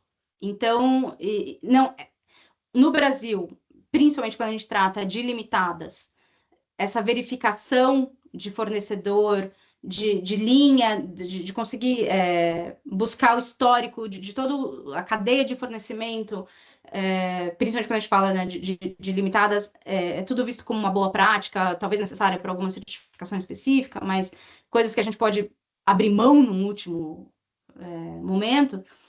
Aqui, alguns assuntos são lei e a gente precisa tratar como uma obrigação legal. O Leandro e todo mundo estava falando, por exemplo, da regulamentação da inteligência artificial. Aqui, para alguns assuntos específicos, isso aqui já é uma realidade e a gente precisa obedecer, querendo ou não Isso querendo.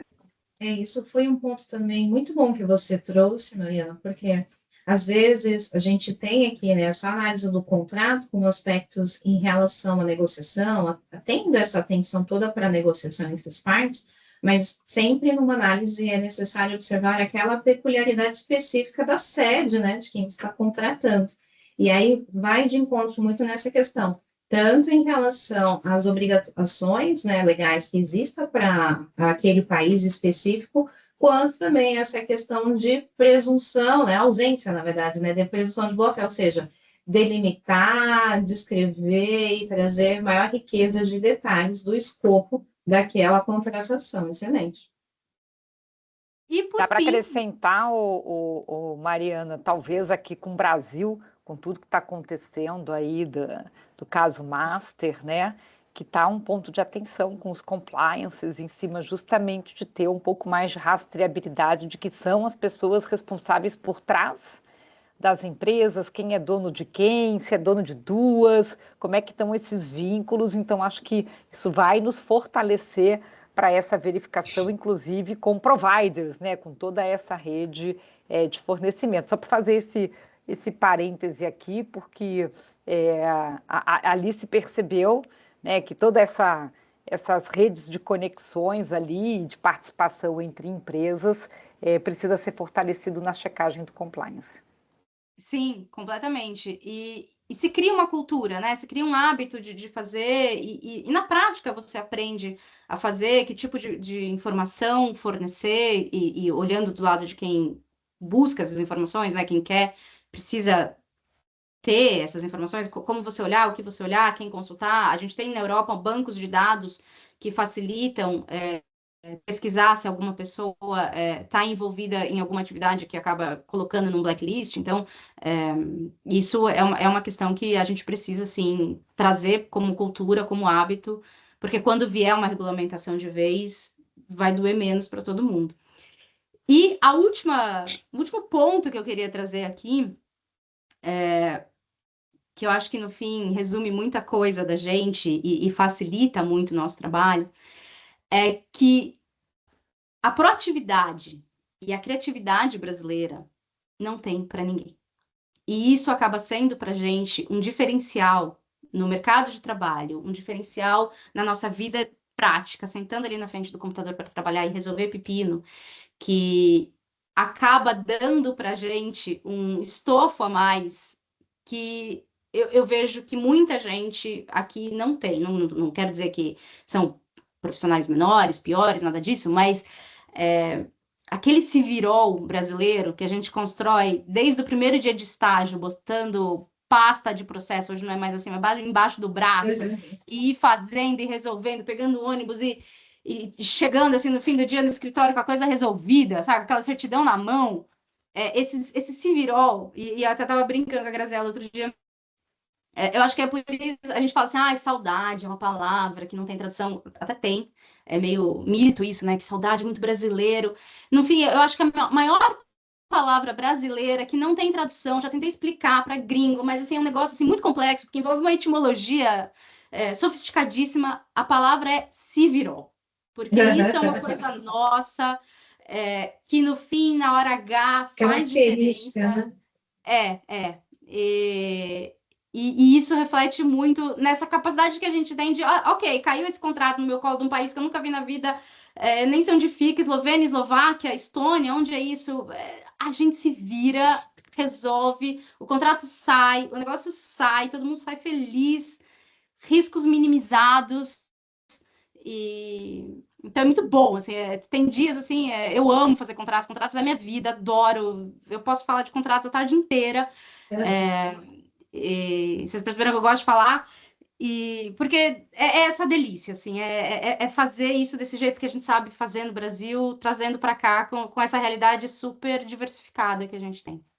Maravilha, foram riquíssimas trocas em todos os pontos que você comentou, Mariana. A gente conseguiu já absorver bastantes insights nas contratações, né, na vida prática, como ter esse olhar também, né, no âmbito quando a gente está aqui fazendo as revisões, tendo os alinhamentos, quando envolve também o fornecedor, o contratado que está lá fora. E aqui eu deixo aberto para dúvidas, pessoal, temos três dúvidas. Vou iniciar uma que acho que é mais direcionado para a sua fala. A Letícia Souza, obrigada, Letícia, pela sua participação já. Ela menciona assim, você quer saber como funciona o termo de risco mencionado pela Camila? Ele é um documento apenas interno? Quem assina? E se seria o gestor imediato do contrato, liderança da área, etc. E se a finalidade é para que a área assuma a responsabilidade e entenda todos os riscos. Perfeito, eu terminei respondendo aqui, mas eu vou falar para todo mundo. Sim, o termo de risco é um documento interno que é elaborado pelo jurídico e ele serve justamente isso para a gente colocar no papel mesmo os riscos daquele contrato, né? Até porque grande parte das vezes as pessoas que estão discutindo com o jurídico não são os donos, né, os responsáveis por aquelas áreas, então é super importante que todo mundo estar ciente. E ele também termina com o tempo desestimulando as pessoas a aceitarem qualquer tipo de cláusula que o fornecedor está falando que não pode aceitar só para acelerar o contrato e assinar ele mais rápido, sabe? Então ele falou, olha, esse ponto aqui é super importante, vamos ter que fazer os termos de risco e subir para o diretor. Aí normalmente as pessoas falam, nossa, não, peraí, deixa eu tentar mais uma vez, vamos negociar de novo o contrato. Então, termina tendo esse intuito também. Espero ter respondido. Obrigada, Camila. Temos outra dúvida aqui de Maria Lacerda. Obrigada, Maria, também pela sua participação. Ela fala assim, pessoal, bom dia, eu poderia falar um pouco mais sobre a adaptação da empresa e dos contratos na transferência internacional de dados pessoais com a nova resolução da NPD? Então, aqui eu deixo aberto, se vocês quiserem comentar também dessa adequação interna, né? O que a gente tem auxiliado muito, né, Maria, os clientes aqui do escritório, é justamente em trazer por prioridades, contratos ali que envolvem dados pessoais sensíveis, já fazer um levantamento prévio, então trazer por prioridades essas adequações e ter vamos dizer assim, essas tratativas, né, de negociação junto com o parceiro, o fornecedor, porque acaba sendo uma obrigação, de fato, ali o cumprimento da resolução 19, em razão de ter que implementar, a depender do mecanismo adotado, as cláusulas padrões. E aí, de fato, que envolve todo esse cenário também de negociações que a gente ouviu da Mariana, né, toda essa parte também, no âmbito, se for ali, junto com o fornecedor, ou tratativas em relação a terceiro esteja na União Europeia. Fiquem à vontade, Camila, Tatiana, quiser comentar como que vocês estão tratando esse tema também. Eu posso comentar. Na nossa prática aqui, como o volume é muito grande, a gente mapeou os cenários, né? Os 3 cenários existentes, né? A seguradora sendo controladora, contratando um operador que faz transferência, a seguradora se relacionando com outro, ela como controladora, se relacionando com outro controlador, e a seguradora como controladora exportando diretamente para uma empresa estrangeira. Então, a gente mapeou esses cenários, fizemos os instrumentos, demos na mão lá do time de privacidade com a área de gestão de contratos, acionem os gestores de contratos, identifiquem cada caso, porque a gestão dos contratos aqui na seguradora não é do jurídico, e aí esse projeto, né, de fazer essa adequação já foi feito lá no início. Então, a gente está caminhando dessa forma e fazendo aí a adequação. Obrigada, Tati. Surgiu mais uma dúvida aqui. PEC também, essa envolve a resolução do CFM, se quiser comentar também. Cláudia Cardoso de Oliveira, obrigada, Cláudia, pela sua pergunta. Ela menciona que no tocante à resolução CFM, que trata do uso de IA, vocês entendem que deve haver uma estratégia no tocante aos contratos com rede assistencial e médicos prestadores de serviço? Uma estratégia mais no sentido, acredito que a Cláudia tenha comentado, de adequação ou de clausulado apropriado, né?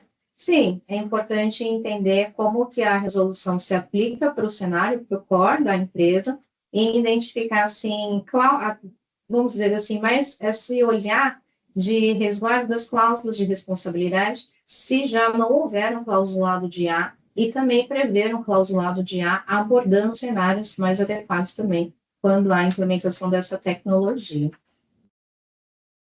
Eu acho que a complementação, Grazi, é mais porque a resolução 2454 diz, né, que deve trazer um comitê de AI e telemedicina, né, e a partir ali do comitê definir essas diretrizes e, lógico, seja uma política clara ou o próprio clausulado que possa envolver, né. Tem alguns pontos da resolução mais tranquilos, né, quando fala de interoperabilidade, né, e alguns mais desafiadores, porque em ambiente hospitalar, né, dependendo de como vai ser utilizado ali a IA já embarcada dentro das próprias soluções de diagnóstico clínico, porque ali tem uma menção de que o paciente deve ser avisado previamente, se ele tiver uma recusa, né, como é que você vai lidar com isso, e dependendo de como que é ali o procedimento, não tem como você lidar. Então, acho que a gente ainda está precisando amadurecer mais essa separação, sabe, do que é o avisar, que é transparência, que é dar ciência, versus uma concordância, porque se aquele equipamento de diagnóstico já possui essa IA, se na UTI hoje, até neonatal, já estão embarcando uma IA para poder identificar ali a criança com uma mudança, de repente, de quadro clínico, para vir um alerta maior a respeito do cuidado, né?